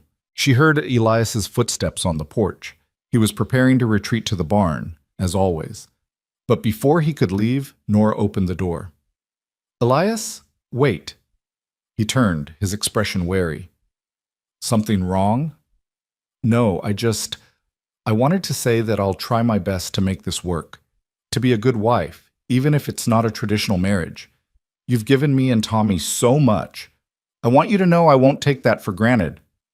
Elias studied her for a long moment. Then, quietly, "I don't think you're broken, Nora, and I'd learn to love right if you let me." The words hung in the air, vulnerable and unexpected. Before Nora could respond, before she could process what he'd just admitted, a voice called out from the road, "Well, well, isn't this touching?" Vincent Gray rode into the yard, and he wasn't alone. Behind him were two men, one wearing a badge, the other in a suit that screamed lawyer. "Hope I'm not interrupting the happy couple," Vincent said with false cheer. "But I told you I'd be back. This is Marshal Cooper and Mr. Thornton, my attorney. We've come to serve papers regarding custody of Thomas Gray. Or should I say, Thomas Ward now. Heard about your hasty little wedding. Very convenient timing." The marshal dismounted, looking uncomfortable. "Ma'am, sir, I'm sorry about this, but Mr. Gray has filed a petition with the territorial court. I need to serve you these papers and inform you of a custody hearing scheduled for 2 weeks from now." He held out an official-looking document. Elias took it, his expression carved from stone. "This legal?" he asked the marshal. "Yes, sir. Mr. Gray is the boy's blood uncle and has standing to petition for custody. The judge will hear both sides and make a determination." Vincent's smile was triumphant. "You see, Nora, your little marriage doesn't change anything. I'm still family. I still have rights. And when I tell the judge about your circumstances, how you stumbled onto this ranch destitute and desperate, how you've been living here unmarried for weeks, how you suddenly married the rancher right before I filed papers, well, it's going to look exactly like what it is, a desperate ploy by a woman of questionable character. You son of a—" Elias started forward, but Nora grabbed his arm. "Don't. That's what he wants." "Smart girl," Vincent said. "For once. See you in court, sister-in-law. Oh, and Elias, I hope your ranch hand wages were worth becoming part of this mess, because when I win, and I will win, you're going to wish you'd stayed out of it." He wheeled his horse and rode off, the lawyer following. The marshal lingered, looking apologetic. "For what it's worth," he said quietly, "I hope you folks work this out. Boy looked happy here, from what I could see. But the law's the law. You'll need to appear at the courthouse in 2 weeks. Bring whatever documentation you can. Marriage certificate, proof of income, character witnesses. It'll help your case." He tipped his hat and left, leaving Elias and Nora standing in the yard, the custody papers heavy in Elias's hand. "He knew," Nora whispered. "Somehow he knew we'd get married, and he waited just long enough to make it look suspicious. He played us. Maybe. But we're not beat yet." Elias's voice was hard, determined. "We've got 2 weeks to build a case, to show we're a real family, not some hastily arranged fraud. And we will. Because I'll be damned if I let that man take your son." Nora looked at her husband, and saw something burning in his eyes. Not just determination, not just protective instinct, something deeper, something that looked almost like the love he'd claimed he could learn. "He's hers," Elias had said to Vincent weeks ago, "and he's mine by choice." Now they'd have to prove it, in a courtroom, in front of a judge, with Vincent doing everything in his power to tear them apart. But as Elias's hand found hers in the darkness, his grip strong and steady, Nora allowed herself to believe they might actually win. They had to. Because the alternative, losing Tommy, losing this fragile family they'd built, was unthinkable. The battle was just beginning. The 2 weeks before the hearing passed in a blur of preparation and growing tension. Elias threw himself into building their case with the same methodical focus he brought to everything. He rode into town the day after the papers were served and returned with a lawyer, a sharp-eyed woman named Margaret Hale, who'd built her reputation defending homesteaders against land companies. She wasn't cheap, but Elias paid her retainer without hesitation, drawing from savings he'd kept untouched for years. "Tell me everything," Margaret said that first evening, sitting at the kitchen table with papers spread before her. Every detail of how Mrs. Ward came to be here, your marriage, the boy's condition, Vincent Gray's character. Everything. So they told her. Nora recounted the desperate walk across Oklahoma, Tommy's illness, Elias's intervention. Elias explained the practical arrangement, his need for an heir, the mutual benefit. Margaret listened without judgment, taking notes in quick, precise handwriting. "The timing looks bad," she said finally. "I won't sugarcoat that. Vincent's lawyer will paint this as a fraudulent marriage designed solely to block his custody claim. We need to prove otherwise." "How?" Nora asked, her stomach nodding. "By showing you're a real family. That means documented evidence of cohabitation, joint decisions, shared responsibility for the child. Character witnesses who can testify to your fitness as parents. Financial stability. That works in your favor, Mr. Ward. The ranch is successful and debt-free. But we also need to undermine Vincent's claim that he's acting in the child's best interest." "He's not," Nora said flatly. "He wants control of Tommy's inheritance. James left money for his son's future, and Vincent thinks if he has custody, he can access it." Margaret's expression sharpened. "Can you prove that?" "No, but I know my brother-in-law. He's never shown interest in Tommy before. Never visited, never sent money after James died, never offered help when we were starving on the streets. Now suddenly he wants custody. It's about the money. It has to be. Knowing and proving are different things. But I'll dig into his finances, see if there's evidence of debt or gambling or anything that might suggest financial motivation." Margaret closed her notebook. "In the meantime, you two need to look like a married couple. That means appearing together publicly, being seen as a unit. No more sleeping in the barn, Mr. Ward." Elias's jaw tightened. "That's not—" "We agreed." "I don't care what you agreed. A judge who hears the husband sleeps in the barn will question the legitimacy of this marriage instantly. You need to share a bedroom, or at least appear to. Can you manage that?" The silence stretched uncomfortably. Nora's face burned, but she forced herself to meet Elias's eyes. "We can manage," she said quietly. "If it helps Tommy, we can manage anything." Elias nodded stiffly. "Fine. I'll move my things to the house." After Margaret left, promising to return with more questions and strategy, Nora and Elias stood in the kitchen, avoiding each other's gaze. "I'll take the spare room," Elias said finally. "The one next to yours and Tommy's. Door stays open during the day, so if anyone comes by, they see my things there." "That work?" "That works." Nora's relief was palpable. "Thank you for understanding." "This was always about practicality, Nora. Nothing's changed." But everything had changed, and they both knew it. The marriage that was supposed to be a simple legal arrangement had become a performance, and now they'd have to convince not just a judge, but an entire town that what they had was real. The next morning, Elias moved his belongings from the barn loft to the spare room, a process that took all of 10 minutes since he owned so little.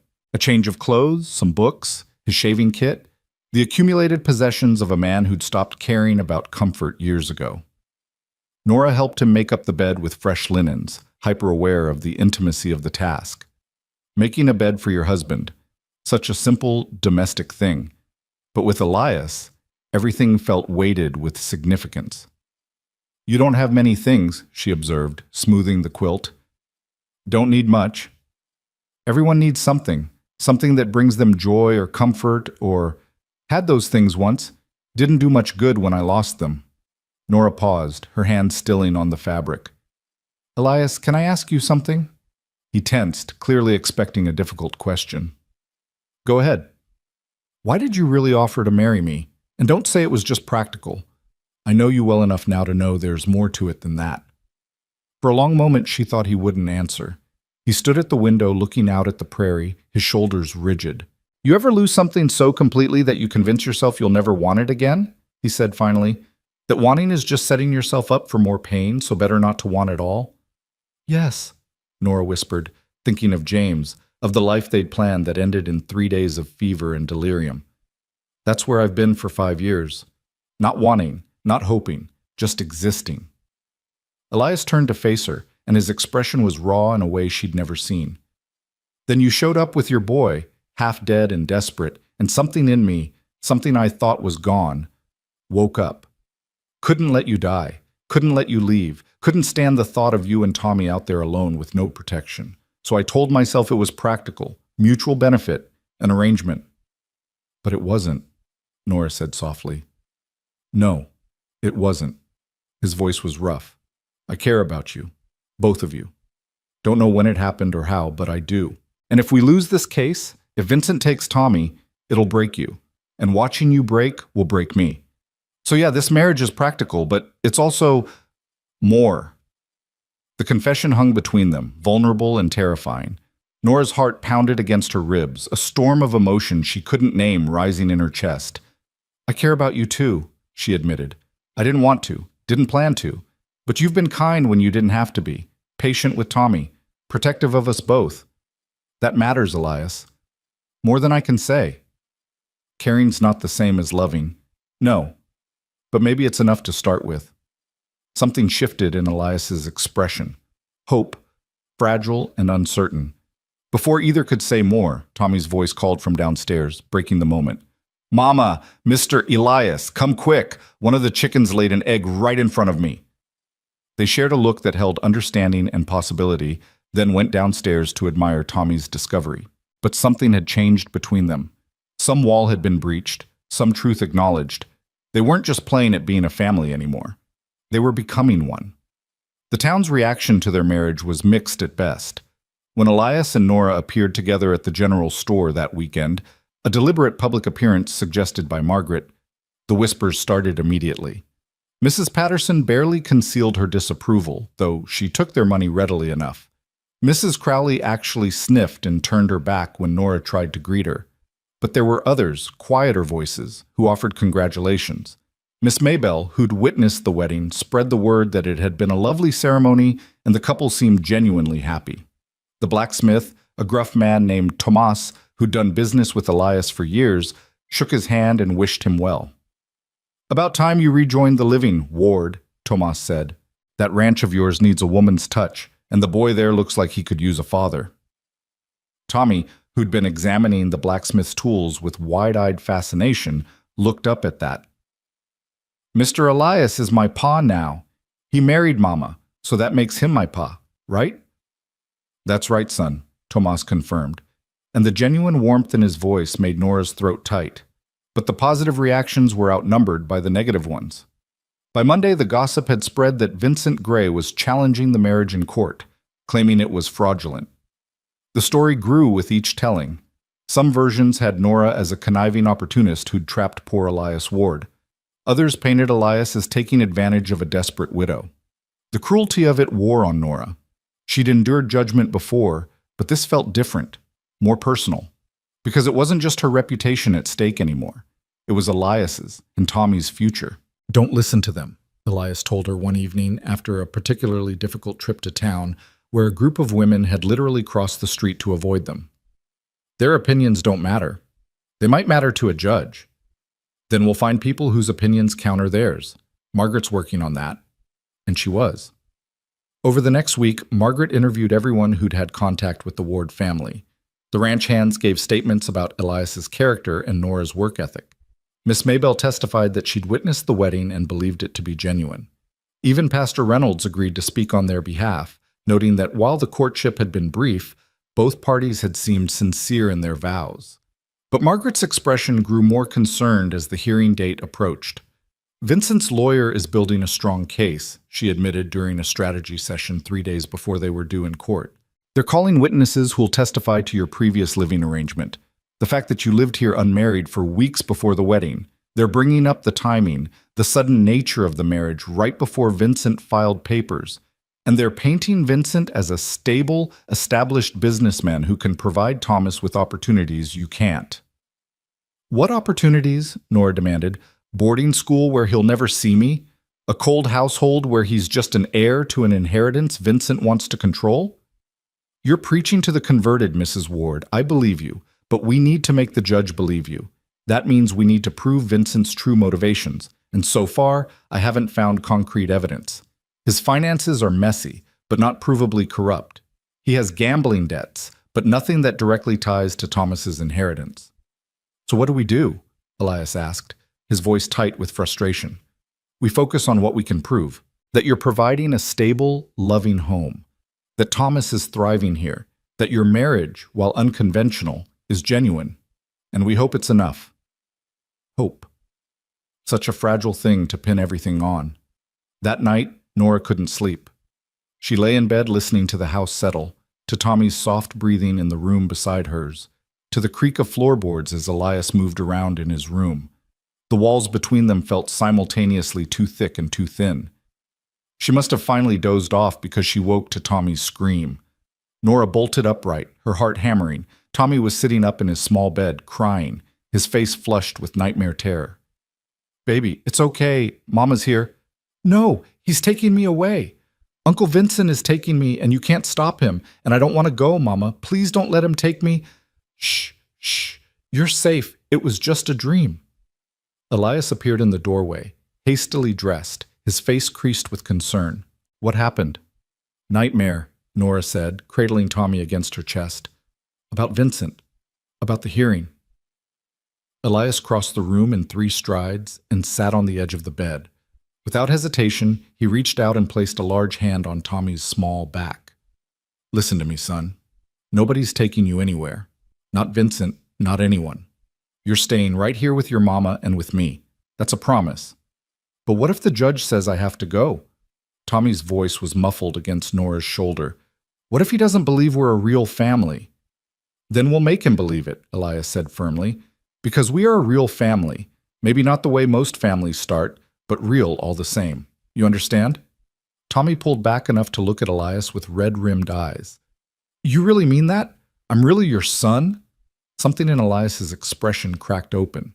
Nora watched, her breath caught, as this guarded man finally let down the last of his walls. "Yeah," Elias said, his voice rough. "You're really my son. Been thinking of you that way for a while now, even if I didn't say it out loud. And nobody, not Vincent, not a judge, not anyone, is going to change that. You're mine, and your mama's. Forever." "Forever, and then some?" Tommy asked, using a phrase he'd picked up from one of the ranch hands. "Forever, and then some," Elias confirmed. Tommy launched himself at Elias, wrapping small arms around his neck with the fierce grip only a frightened child can manage. Elias caught him, held him, and over Tommy's head, his eyes met Nora's.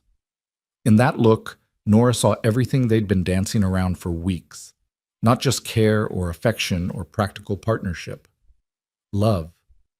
Real, deep, impossible to deny love. For Tommy, certainly, but also, she dared to hope, for her. "Thank you," she mouthed silently. Elias nodded, his arms still wrapped around the boy who'd somehow become his son. They stayed like that until Tommy's breathing evened out in sleep. Elias carried him back to his small bed, tucking the covers around him with surprising gentleness. Then he and Nora stood together in the doorway, watching their son sleep. "He's terrified," Nora whispered. "He understands more than I thought." "Kids always do. But he'll be okay. We'll make sure of it." "How can you be so certain?" Elias looked at her, and in the dim lamplight, his expression was open in a way it had never been before. "Because I'm not losing another child. I couldn't save Sarah's babies, but I can save yours, ours. And I will, whatever it takes." "Elias, I know what I said, about this being practical, about not expecting anything beyond an arrangement. I meant it when I said it, but—" He stopped, struggling with words he clearly wasn't used to saying. "But somewhere along the way, you stopped being just a solution to a problem. You became someone I want to protect, someone I care about. Hell, Nora, you became someone I need, both of you. This family we've made, it's real to me, more real than anything's been in 5 years." Tears spilled down Nora's cheeks. "It's real to me too. I didn't want to admit it because I was afraid of caring again, afraid of losing again. But I can't pretend anymore. You're not just my husband on paper, Elias. You're—" She didn't get to finish because Elias kissed her. Not like the chaste brush at their wedding, but real and deep and full of all the things neither of them had been brave enough to say. Nora's hands came up to grip his shoulders, and she kissed him back with equal fervor, 5 years of grief and loneliness and fear dissolving into this moment of connection. When they finally pulled apart, both were breathing hard. "Well," Nora managed, "that was, yeah." "Does this mean—" "It means I love you," Elias said bluntly. "Don't know when it happened, but I do. Love you and Tommy both. And if that changes things between us, if that makes you uncomfortable, it doesn't." Nora's smile was tremulous but real. "Because I love you too. I think I have for a while now. I was just too scared to admit it." Elias pulled her close, tucking her head under his chin, and for the first time since James died, Nora felt truly safe. Not just physically protected, but emotionally anchored, like she'd finally found the place she was meant to be. "We'll win this case," Elias murmured into her hair. "We'll prove to that judge that we're a real family, and Vincent will lose, and Tommy will stay right here where he belongs. I promise you that." "Don't make promises you can't keep." "I keep my promises, Nora. Always have. And I'm promising you this. I will not let anyone take our son." "Our son?" The words settled into Nora's heart like a benediction. They stood there in the hallway, holding each other, until the lamp burned low and the prairie night deepened around them. Then they parted reluctantly, each retreating to their separate rooms, but something fundamental had changed. They weren't pretending anymore. They weren't performing for lawyers or judges or gossiping townsfolk. They were a family. Real and messy and complicated, yes, but real. And in 2 days, they'd have to prove it to a court of law. The morning of the hearing dawned cold and bright. Frost covered the prairie grass, and the air had the sharp clarity that comes with autumn turning toward winter. Nora dressed in her best, the gray dress she'd worn for the wedding, carefully pressed and mended. Elias wore his suit, and Tommy was buttoned into his good clothes, his hair combed flat despite his protests. They looked, Nora thought, like a proper family heading to church. She prayed they'd still be a family when the day was done. The courthouse in Guthrie was the imposing 2-story brick building that seemed designed to intimidate. The courtroom itself was all dark wood and hard benches, with a raised platform for the judge and witness stand to one side. Vincent was already there with his lawyer, Mr. Thornton, both looking confident and well-dressed. Vincent's smile when he saw them was pure calculation. "Nora, Elias, and little Thomas, don't you all look cozy?" "Save it for the judge," Margaret said sharply, steering them to their table. Judge Harriman entered precisely at 9 o'clock, a severe-looking man in his 60s with steel-gray hair and eyes that missed nothing. He took his seat, arranged his papers, and called the court to order. "This is a custody hearing regarding Thomas Gray, also known as Thomas Ward," he began. "Mr. Vincent Gray is petitioning for custody, claiming the current living arrangement is not in the child's best interest. Mrs. Nora Ward and Mr. Elias Ward are opposing the petition. Mr. Thornton, you may begin." Vincent's lawyer stood, and Nora's heart sank. He was good. Smooth and persuasive, he painted a picture of Vincent as the concerned uncle, the responsible family member trying to rescue a child from an inappropriate situation. "Your Honor, the facts are simple. Mrs. Ward, then Mrs. Gray, arrived at Mr. Ward's ranch destitute and homeless. She lived there, unmarried, for several weeks before a sudden wedding took place, conveniently just before my client filed his custody petition. This hasty marriage is clearly a strategic move designed to block Mr. Gray's legitimate claim to his nephew. He called his first witness, Mrs. Crowley from town, who testified with relish about the scandal of Nora living at the ranch unmarried, how the whole town had talked about it, how the marriage had seemed suspicious. "It all happened so fast," Mrs. Crowley said primly. "One moment she's a widow woman living in sin, next moment she's married. Very convenient, if you ask me." Margaret cross-examined but couldn't shake the woman's testimony. The damage was done. Vincent himself took the stand next, all false sincerity and concern. "I love my brother James very much," he said smoothly. "When he died, I wanted to help Nora and Thomas, but she disappeared before I could. I've been searching for them for months.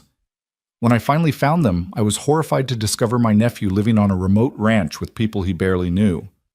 I only want what's best for Thomas, a stable home, proper education, family who truly care about him." "And you believe you can provide that?" Thornton asked. "Absolutely. I have a successful business, a comfortable home in Tulsa, connections that can ensure Thomas has every advantage. Compare that to a struggling ranch and a mother who was literally homeless weeks ago. Margaret's objection was sustained, but again, the words had landed. Then it was their turn. Margaret called Elias first. He took the stand stiffly, clearly uncomfortable, but his testimony was powerful in its honesty. Mrs. Gray, Mrs. Ward now, came to my ranch in desperate circumstances, he said. Her boy was sick, she was exhausted, and I helped them because it was the right thing to do. She worked for wages, same as any hand. The marriage came later, yes, but not because of Vincent Gray's threats. It came because... He paused, then looked directly at the judge. Because I fell in love with her, and with her son. They became my family. That's the truth of it. But the timing, Mr. Ward, Thornton pressed on cross-examination. You married Mrs. Gray just days before Mr. Gray filed his petition. Quite a coincidence. Not a coincidence, a necessity. Elias's voice was hard. Vincent Gray showed up making threats, claiming he'd take Tommy. I married Nora to protect her, yes, but also because I wanted to. Because by then I couldn't imagine them leaving. Because they'd become my family in the ways that matter. Thornton tried to rattle him, to make him admit the marriage was fraudulent, but Elias held firm. When he stepped down, Nora saw the judge making notes, his expression thoughtful. Nora testified next, her voice shaking at first but growing stronger as she told their story. The desperation that led her to Elias's ranch, his kindness, the way Tommy had blossomed under his care. My son was dying when we arrived, she said, looking directly at the judge. Mr. Ward saved his life. Then he gave us a home, gave Tommy a father, gave me a chance to be more than just a woman struggling to survive. Yes, we married quickly, but I've loved more slowly, and that didn't guarantee happiness either. Sometimes love comes fast, Your Honor. That doesn't make it less real. And if I return custody to Mr. Gray? The judge asked. What then? Then my son loses the first stability he's known in months. He loses a father who actually cares about him, not just about an inheritance. He loses his home, and I lose everything that matters. Nora's voice broke. Please, Your Honor, please don't take my son. Thornton's cross-examination was brutal, trying to paint her as an opportunist who'd seduced Elias for financial security. But Margaret's objections kept the worst of it out, and Nora held her ground. The ranch hands testified, Hank, Charlie, Pete, all speaking to Elias's character and the genuine nature of the family they'd witnessed forming. Miss Maybell testified about the wedding, her conviction that it was real bringing tears to her eyes. Finally, the judge called for a recess. I need time to review the evidence and testimony. We'll reconvene in 1 hour for my decision. That hour was the longest of Nora's life. They waited in a small room off the courthouse, Tommy clutching her hand with white-knuckled intensity, Elias pacing like a caged animal, Margaret reviewing her notes for the 100th time. I think it went well, Margaret said, but her tone was uncertain. The judge seemed moved by your testimony, Mrs. Ward, and Mr. Ward's straightforwardness worked in our favor. But Thornton made good points about the timing, and Vincent's financial stability is a real advantage. So you're saying we might lose? Nora could barely force the words out. I'm saying it's not certain either way. We wait and hope. When they were called back, the courtroom felt like a tomb. Judge Harriman took his seat, his expression grave. I've reviewed all testimony and evidence, he began. This is not an easy decision. On one hand, Mr. Gray has legitimate standing as the boy's uncle and undeniable financial resources.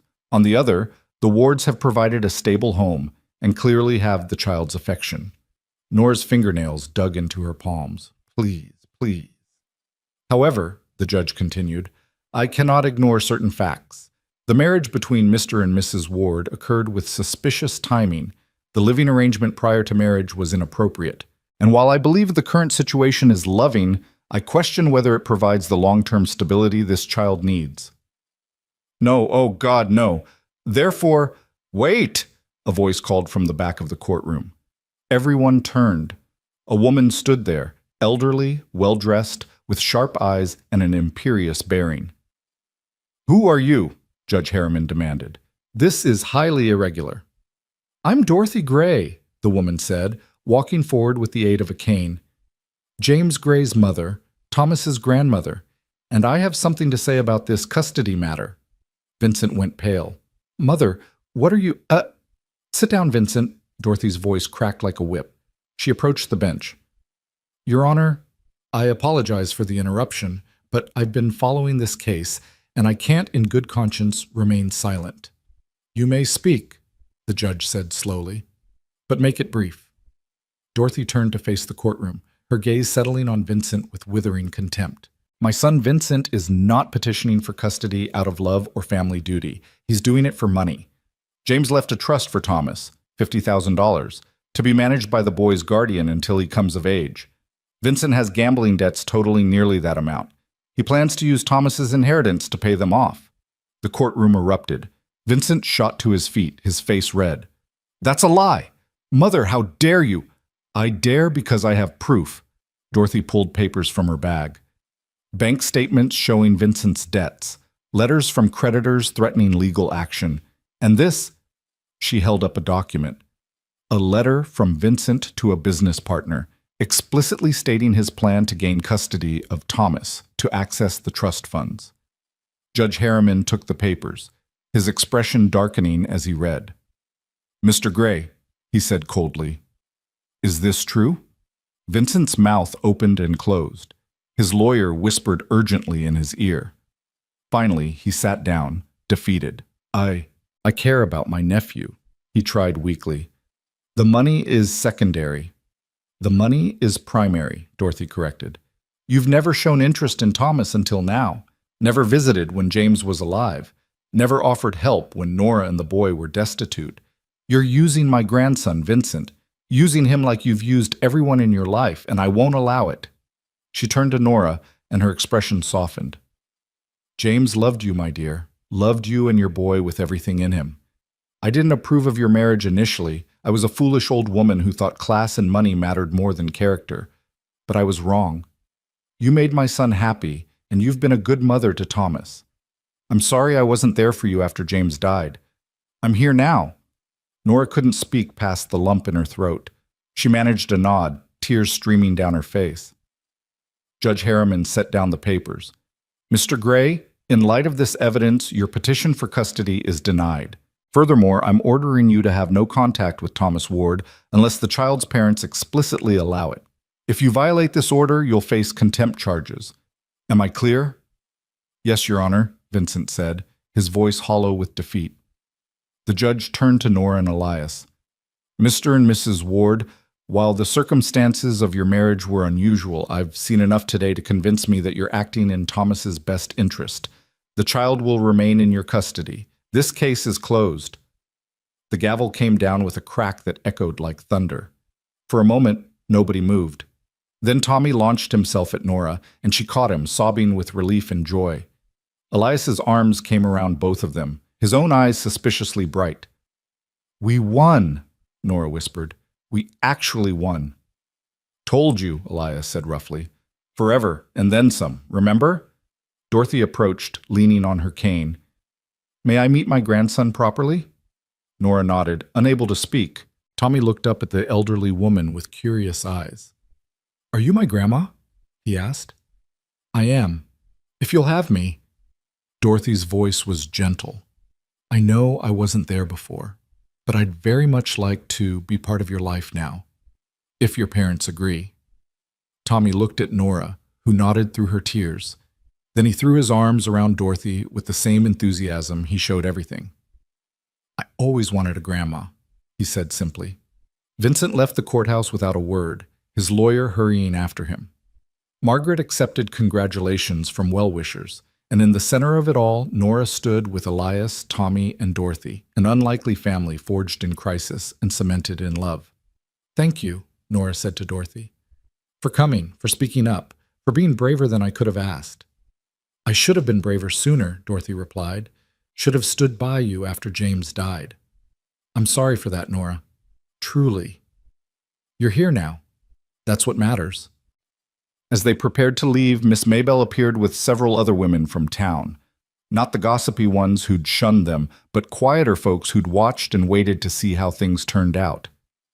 Mrs. Ward, Miss Maybelle said, We just wanted to say we're glad things worked out. You and Mr. Ward, you've got a good thing there. Don't let small minds tell you different."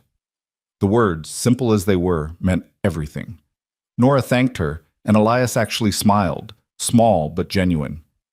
The ride back to the ranch was peaceful, Tommy chattering excitedly about having a grandma who promised to visit soon.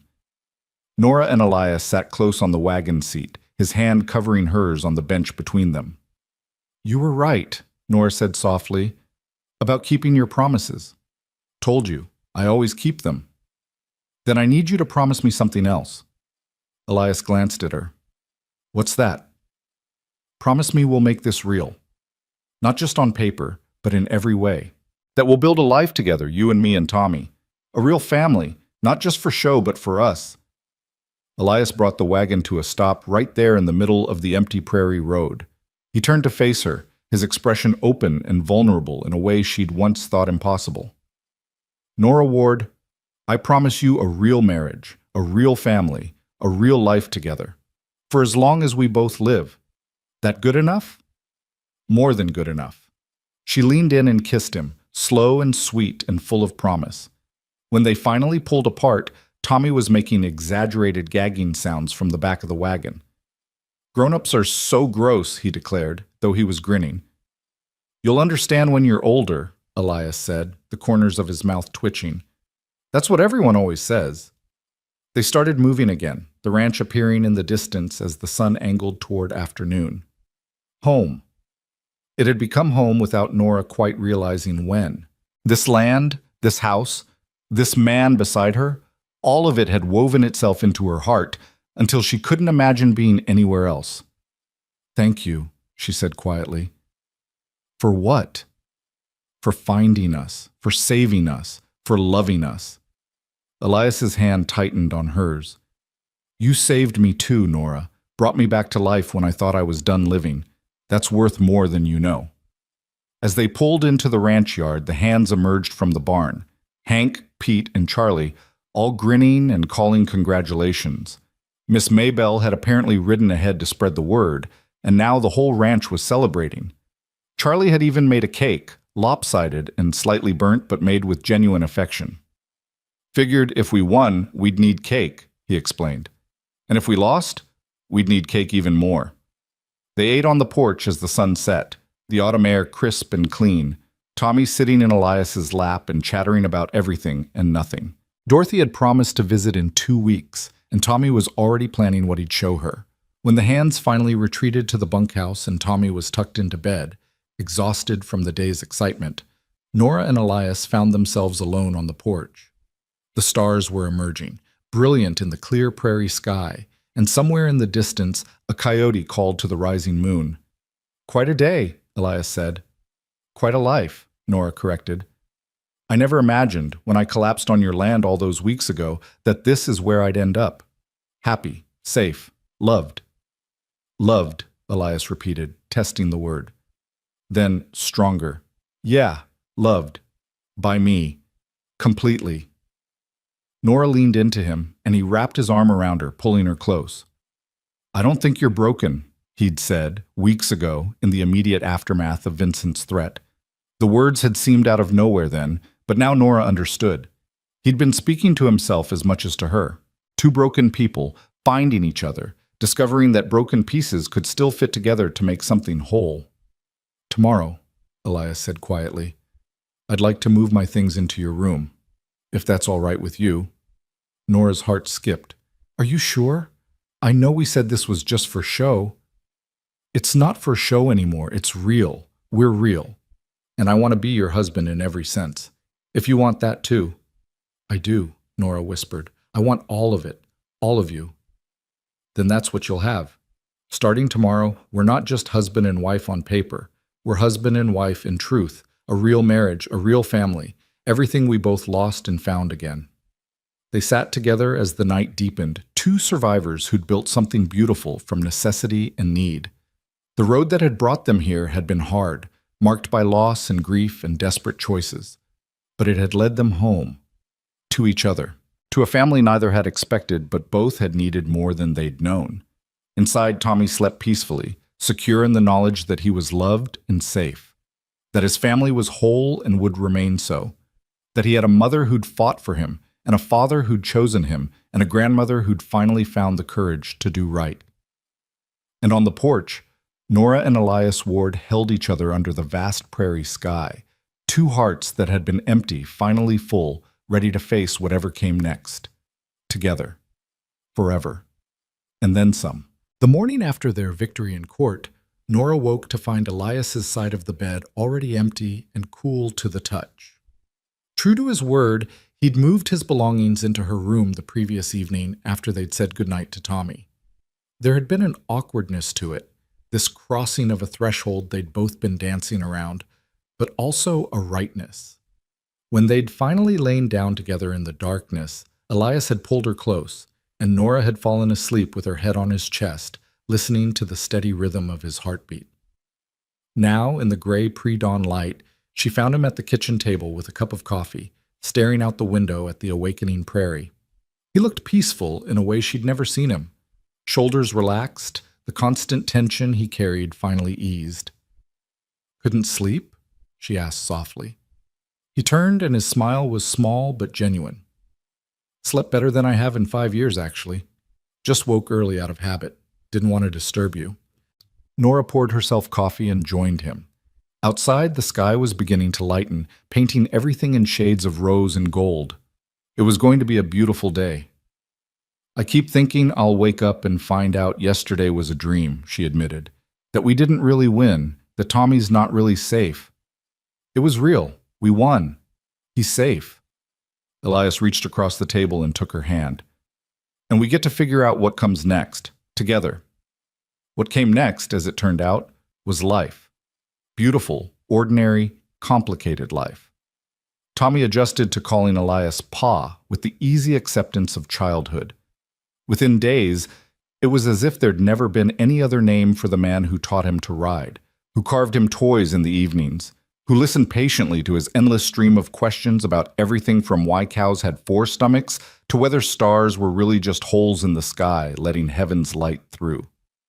"Pa, look what I found," became a constant refrain. Tommy dragging Elias over to examine interesting rocks, unusual bugs, a bird's nest that had fallen from a tree. And Elias, who'd spent 5 years speaking as little as possible, found himself explaining the world to a curious 4-year-old with something approaching joy. Nora watched these interactions with a fullness in her chest that sometimes made it hard to breathe. This was what she'd wanted for Tommy, a father who was present, engaged, loving. She'd never imagined finding it in a silent rancher who'd been more ghost than man when they first met. The ranch hands noticed the change too. Hank cornered Nora one afternoon while she was hanging laundry. "Don't know what you did to the boss, ma'am, but he's a different man. Smiled yesterday. Actually smiled, not just that thing he does with his mouth when he's being polite. Haven't seen that since Miss Sarah was alive." "I think we saved each other," Nora said simply. "He gave us a home, and we gave him a reason to live in it. Well, whatever it is, keep doing it. Place feels alive again." The town's attitude shifted gradually, like ice melting under a reluctant spring sun. Mrs. Crowley and her ilk still sniffed disapprovingly when Nora passed, but they were outnumbered now by people who'd heard about the court case, who'd seen Vincent Gray exposed as the manipulative fortune hunter he was, who'd witnessed Dorothy Gray publicly embrace her daughter-in-law and grandson. Miss Maybelle became a regular visitor, bringing fresh eggs and gossip in equal measure. She'd taken to Tommy immediately, and the boy had adopted her as a sort of honorary aunt. Other women began following her lead, tentatively at first, then with growing warmth. An invitation to a quilting bee, a friendly wave at church, small gestures that added up to acceptance. "You're one of us now," Miss Maybelle said one afternoon over tea. "A proper rancher's wife. The old biddies can fuss all they want, but facts are facts. You and Elias have something real, and folks can see it." Nora thought about that conversation later, alone in the kitchen while preparing dinner. Something real. Yes, that's exactly what they had. It had started as a transaction, evolved into a strategy, and somehow transformed into genuine partnership, into love. The physical aspect of their marriage had unfolded gradually, naturally, like everything else between them. That first night sharing a bed, they'd simply held each other. The second night, Elias had kissed her goodnight, soft and sweet and full of restrained want. By the end of the first week, the restraint had burned away, replaced by passionate need and tender discovery. Elias was a careful lover, attentive and patient, always making sure Nora was comfortable and willing. There was a vulnerability to him in those intimate moments, a dropping of the walls he kept up for the rest of the world. Sometimes afterward, he'd trace patterns on her skin and talk about Sarah, about the guilt he'd carried for not being able to save her, about how loving Nora felt like both betrayal and redemption. "She'd want you to be happy," Nora would tell him, "to live, not just survive." "I know, doesn't make it less complicated." Love is always complicated, but that doesn't make it wrong. 2 weeks after the hearing, Dorothy Gray arrived for her promised visit. She came in a hired carriage loaded with gifts, toys for Tommy, books for the house, practical items like new linens and kitchen equipment. But more valuable than any material gift was her presence itself, the bridge she was building to the grandson she'd neglected. Tommy took to her immediately, charmed by this grandmother who listened to his stories with genuine interest and didn't talk down to him. Dorothy, for her part, seemed determined to make up for lost time. "He has James's eyes," she said to Nora one evening while Tommy was showing Elias a trick he'd learned with his wooden horse, "and his father's gentle nature. You've done well with him, Nora, despite everything." "I had help," Nora replied, nodding toward Elias. Dorothy followed her gaze. "Yes, Mr. Ward is quite something, isn't he? Not what I would have chosen for you, perhaps, but exactly what you needed. Sometimes life works out better than our careful plans." "I'm learning that." Dorothy stayed for a week, and by the time she left, she'd extracted promises of regular visits and letters. She'd also quietly handed Nora papers related to Tommy's trust fund, properly administered now, safe from Vincent's grasping hands. "James wanted this for his son's education and future," Dorothy explained. "It'll be there when Thomas needs it. In the meantime, I've arranged for a small monthly allowance to help with expenses. Not charity," she added quickly when Nora started to protest. "Investment in my grandson's well-being. Please accept it." Nora did, touched by the gesture and the implicit acknowledgement that while Elias could provide for them, every little bit helped a growing family. As autumn deepened into winter, the ranch settled into new rhythms. Morning chores done together, Tommy helping, with enthusiasm, if not efficiency. Midday meals with the hands, the kitchen filled with warmth and conversation. Evenings in the parlor, Elias working on ranch accounts while Nora mended or read, Tommy playing on the floor until he fell asleep and had to be carried to bed. These were the moments Nora treasured most, the quiet, ordinary ones that made up a life. Nothing dramatic or exciting, just the steady accumulation of days lived together. Shared glances across the dinner table, Elias's hand finding hers while they sat on the porch, Tommy's laughter echoing through the house. But not everything was peaceful. Winter brought its own challenges. In late November, a storm rolled in with unexpected fury, bringing snow and wind that howled like demons around the house. The cattle had to be moved to shelter, the horses secured in the barn. Elias and the hands worked around the clock, and Nora kept coffee and food coming, knowing the men needed fuel to work in such brutal conditions. On the second night of the storm, Elias came in half frozen, his face gray with exhaustion. Nora had hot water ready, strong coffee, a plate of stew that he ate mechanically while she removed his boots. "Lost 3 head," he said flatly. "Found them too late. The cold got them." "I'm sorry." Nora knelt before him, rubbing feeling back into his feet. "How are the others?" "Safe now, but if this keeps up—" He stopped, his jaw tight with worry. "It won't. Storm will break tomorrow, you'll see." "You a fortune teller now?" "No, just stubborn. And I refuse to believe we survived everything we did just to lose the ranch to weather." That got a ghost of a smile from him. "Your stubbornness might be my favorite thing about you." "Just one of many excellent qualities," Nora replied, standing to kiss his forehead. "Now finish eating and get some sleep. You're no good to anyone exhausted." The storm did break the next day, and the damage, while real, was manageable. 3 cattle lost was painful, but not devastating. The rest of the herd had survived, and as the sun emerged to glitter on snow-covered prairie, Elias allowed himself to breathe again. "We'll rebuild what we lost come spring." he told the hands, and we'll be smarter next time. Build better shelters, plan better. We learn and adapt. That's how we survive. It was a philosophy that applied to more than just ranching, Nora thought. They'd all been learning and adapting, taking the broken pieces of their pasts and building something new. Christmas came quietly. Dorothy sent gifts by post, and Miss Maybelle organized a small gathering at the ranch with neighboring families. It was Nora's first real Christmas in years. The previous one had been marked by fresh grief and desperate poverty. Now she had a home decorated with pine boughs, a tree that Tommy had helped choose and decorate, and more food than they could possibly eat. Elias gave Tommy a leather holster with a wooden gun he'd carved himself, child-sized and perfect for the boys' endless games of cowboys and outlaws. He gave Nora a cameo brooch that had belonged to his mother, presented awkwardly but with clear intention.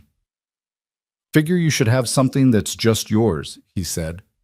"Something that says you belong to this family, this place." Nora's gift to him was simpler but just as meaningful. A photograph of the three of them, taken by a traveling photographer who'd come through town the previous month. In the image, Elias stood with his hand on Tommy's shoulder while Nora leaned into his side. They looked, Nora thought, like exactly what they were, a family. Elias stared at the photograph for a long time, his expression working through emotions he couldn't name. Finally, he set it on the mantel, right next to Sarah's picture, not replacing it, but joining it. "Both parts of my life," he said quietly. "Past and present. Grief and joy. I need both to be whole." Nora understood. She still wore James's ring on a chain around her neck, still thought of him with love and sadness. The dead didn't need to be forgotten for the living to be honored. That night, after Tommy was asleep and the house was quiet, Elias and Nora made love slowly, tenderly, and afterward lay tangled together in the darkness. "Never thought I'd have this again," Elias murmured against her hair. "A family, a home that feels alive, someone to wake up to." "Neither did I. Guess we're both lucky. More than lucky. Blessed."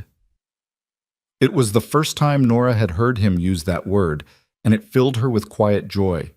Winter gave way to spring with the usual prairie drama.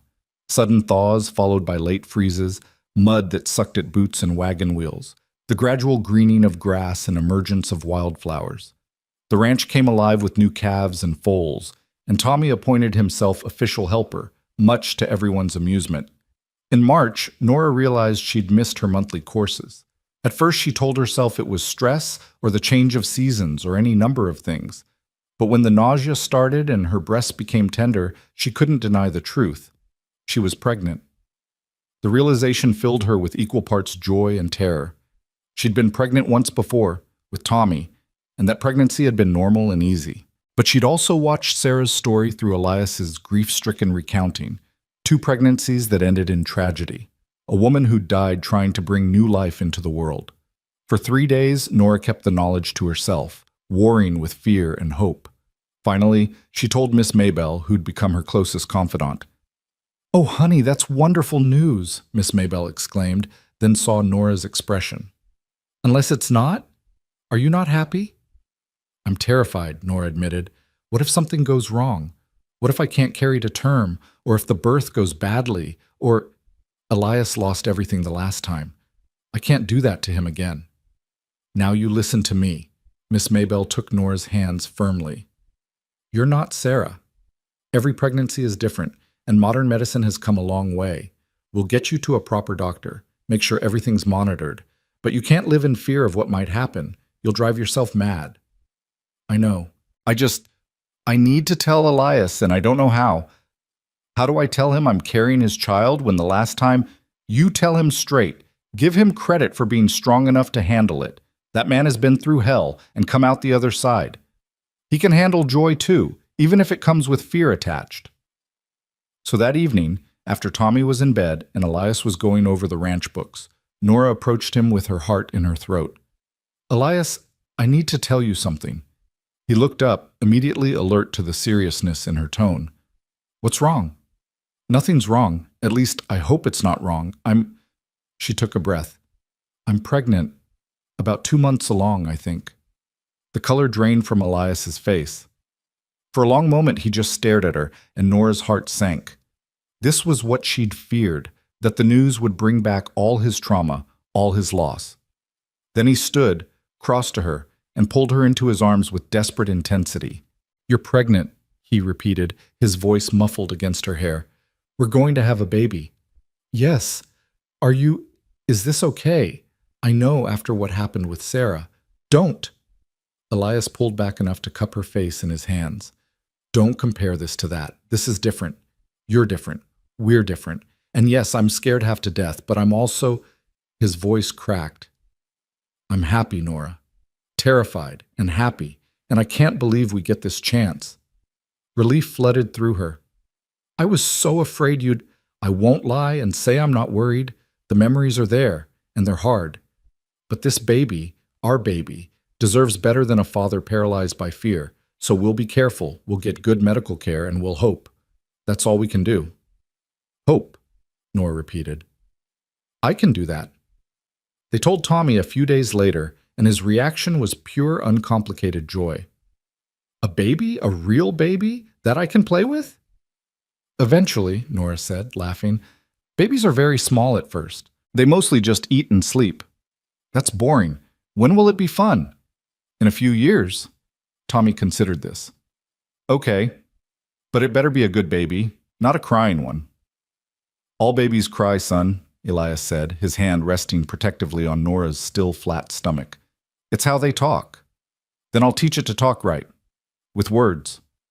As spring progressed into summer, Nora's pregnancy became visible.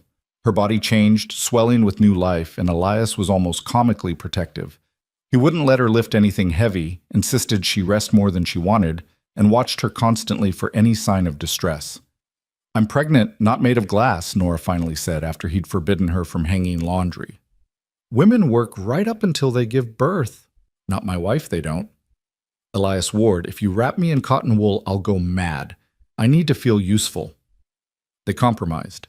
Nora could do lighter tasks, but nothing that required lifting or strenuous effort. It chafed, but she understood his fear. And honestly, as her belly grew larger and her energy waned, she appreciated not having to do everything she'd done before.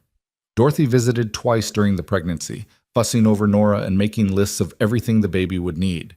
She'd arranged for a proper doctor from Guthrie to attend the birth, paying his fee without being asked. "My grandchild will have the best care available," she said firmly. "I've already lost too much. I won't risk losing more."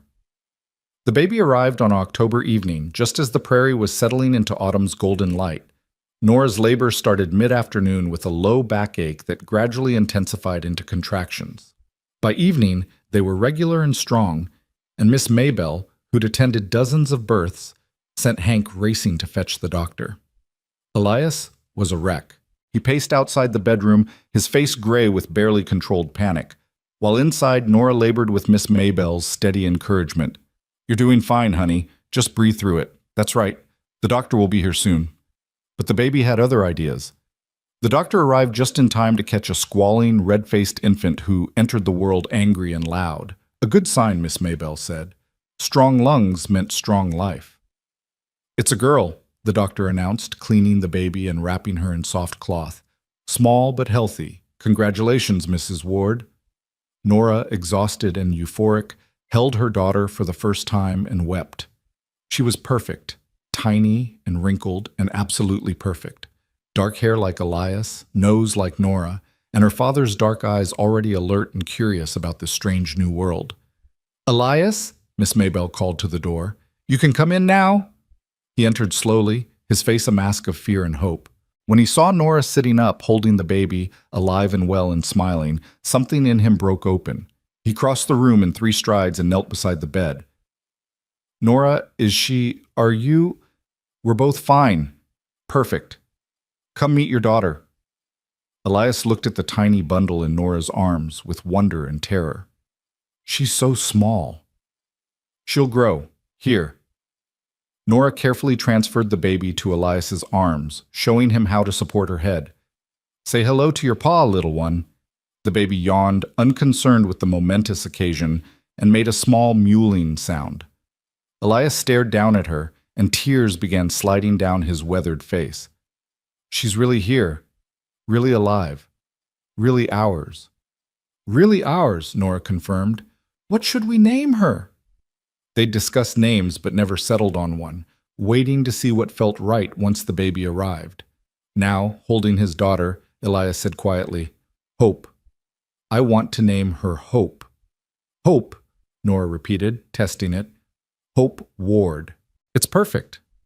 Hope Sarah Ward, Elias added, for what she represents and what came before. If that's all right with you. It's more than all right. It's beautiful. Tommy was allowed in next, creeping forward cautiously to peer at his new sister. She's really small, he observed, and kind of red. She'll get bigger and less red, Elias assured him. But she's your sister, Tommy. That means you have to help protect her and teach her things. Think you can do that? Tommy straightened, taking the responsibility seriously. I can do that. I'll be the best big brother ever. I know you will, son. The first weeks with Hope were exhausting and wonderful in equal measure. She woke every few hours to nurse, cried with impressive volume, and required constant attention. But she was also perfect. The soft weight of her in Nora's arms, the milky smell of her breath, the way she'd grasp Nora's finger with her tiny hand and hold on with surprising strength. Elias was besotted. When Nora was too exhausted to function, he'd walk the floors with Hope, murmuring to her about the ranch, about horses and cattle, about the prairie stars. Tommy helped in his 4-year-old way, fetching diapers and singing to his sister when she fussed. They were, Nora thought during one particularly sleepless night, a real family in every sense, messy and complicated and bound together by love that had grown from the most unlikely circumstances. Winter came again, their second on the ranch, but this time they were prepared. Better shelters for the cattle, more supplies laid in, systems in place. The storm that hit in January was fierce, but they weathered it with minimal losses. Spring brought Hope's first birthday, a small celebration with cake and presents, and Tommy insisting his sister needed a wooden horse like his, even though she was far too young to play with it yet. Elias carved one anyway, setting it aside for when she was older. Summer saw Tommy turn 5 and start learning to read from books Dorothy sent. He was bright and curious, soaking up knowledge like prairie soil soaking up rain. Elias taught him about the ranch, showing him how to care for animals, how to read weather signs, how to be responsible. He'll make a good rancher someday, Elias told Nora one evening while they watched Tommy carefully brush one of the gentler horses. If that's what he wants, and if it's not, then he'll be good at whatever he chooses. We'll make sure he has options, education, opportunities. He won't be limited by circumstance like we were. We turned out all right. We survived. I want more than survival for our kids. I want them to thrive. Our kids. The casual way he said it, including Tommy without distinction from Hope, made Nora's heart swell. That fall, Dorothy moved permanently to a house in Redemption, declaring that she was too old to keep traveling back and forth and she wanted to be close to her grandchildren. Her presence became a regular fixture in their lives. Weekly dinners, impromptu visits, help with the children when Nora and Elias needed it. Never thought I'd end up a frontier grandmother, she said one evening, dandling Hope on her knee while Tommy showed her his latest drawings. But I have to say, I prefer this to Tulsa society. More real, more honest. No regrets about leaving? Nora asked. Only that I didn't do it sooner. Family matters more than status, Nora. Took me too long to learn that, but I learned it. By their second anniversary, life had settled into comfortable patterns. The ranch was thriving, expanded with additional land purchased from a neighbor who decided to move east. The cattle herd had grown to 300 head, requiring 2 additional hands who lived in the expanded bunkhouse. Financially, they were stable, not wealthy, but comfortable enough that Nora no longer worried about where the next meal would come from. Tommy's trust fund sat untouched, growing for his future. Hope was healthy and hitting all her milestones. The house was filled with life and laughter. On their anniversary evening, Elias surprised Nora with a picnic up on the ridge overlooking the ranch. They left the children with Dorothy and rode out together, carrying blankets and food and a bottle of wine Dorothy had gifted them. The view from the ridge was spectacular, miles of prairie stretching in every direction, the ranch buildings small but solid below, cattle dotting the landscape like dark stones. The sun was setting, painting everything in gold and crimson. I used to come up here after Sarah died, Elias said as they spread the blanket. Sit and think about whether any of it was worth it. The ranch, the work, the endless days. Couldn't see the point anymore. And now? Now I see everything. The life we've built, the family we're raising, the future instead of just the past. He pulled her close. You gave me that, Nora. You and the kids. You gave me reasons to keep going. You gave us reasons too. Safety, home, love we didn't dare hope for. They ate and watched the stars emerge, talking about everything and nothing. Plans for the ranch, concerns about the children, memories of how they'd met. I still can't believe you opened your barn to us, Nora said. A desperate woman and her sick child. You could have sent us away. Couldn't have lived with myself if I had. And I'm selfish enough to be glad I didn't. Can't imagine life without you now. Any of you. Good, because you're stuck with us. Forever and then some, remember? Forever and then some, Elias agreed, kissing her softly. As full darkness fell and they prepared to head back, Nora looked out over the ranch one more time. Somewhere down there their children slept safely. Their home stood solid against the prairie wind. Their life, built from desperation and determination and unexpected love, continued its steady rhythm. She thought of that first day, stumbling onto Elias's land with death breathing down her neck and nowhere else to turn. She'd been looking for temporary shelter, a brief respite before moving on to wherever the road led next. Instead, she'd found forever. Not the neat fairy tale forever of storybooks, but the messy, real forever of actual life, complete with hard work and difficult moments and fears that never quite went away, but also with joy and love and the daily miracle of waking up safe and wanted. Ready to go home? Elias asked, holding out his hand. Nora took it, letting him pull her to her feet. Always. They rode back through the darkness, guided by starlight and the lamp Miss Maybelle had left burning in the window. As they approached, they could see Dorothy through the window, rocking Hope, while Tommy sat at her feet, playing with his wooden horses. Home. Family. Everything Nora had lost and found again in the most unexpected way. Thank you, she said to Elias as they dismounted. For what? For being brave enough to open your door, for caring enough to let us stay, for loving us enough to make us yours. Nora Ward, I'm the one who should be thanking you. You brought light back into a house that had been dark for too long. You and Tommy and Hope, you're my second chance, my redemption. Then we saved each other, Nora said simply, and we'll keep saving each other every day for as long as we live. They walked into the house together, greeted by Tommy's excited chatter about the baby saying a new sound and Dorothy's amused commentary. Hope reached for Elias with chubby arms, and he scooped her up, pressing a kiss to her dark curls. Tommy attached himself to Nora's skirts, showing her a picture he'd drawn of their family, stick figures holding hands in front of a house with a barn. This is us, he explained unnecessarily, all together, forever. Forever and then some, Nora agreed, meeting Elias's eyes over the children's heads. In that moment, with her family gathered around her and lamplight warming the kitchen of their prairie home, Nora understood that this was what redemption looked like. Not dramatic or perfect, but real and earned.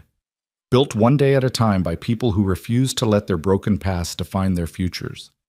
The prairie wind sang its endless song outside, carrying away the old sorrows and bringing in new possibilities. And inside, the Ward family, forged in desperation, cemented in determination, perfected in love, settled in for another peaceful evening. Tomorrow would bring its own challenges. The ranch would need tending, the children would need raising, life would continue its complicated dance, but they'd face it together, this unlikely family bound not by blood alone, but by choice and commitment and love fierce enough to overcome anything. Some stories begin with once upon a time. This one began with a woman at the end of her rope and a man at the end of his hope. And it ended, or rather continued, with both of them finding exactly what they needed in the last place they expected to look, in each other. Forever, and then some. The end.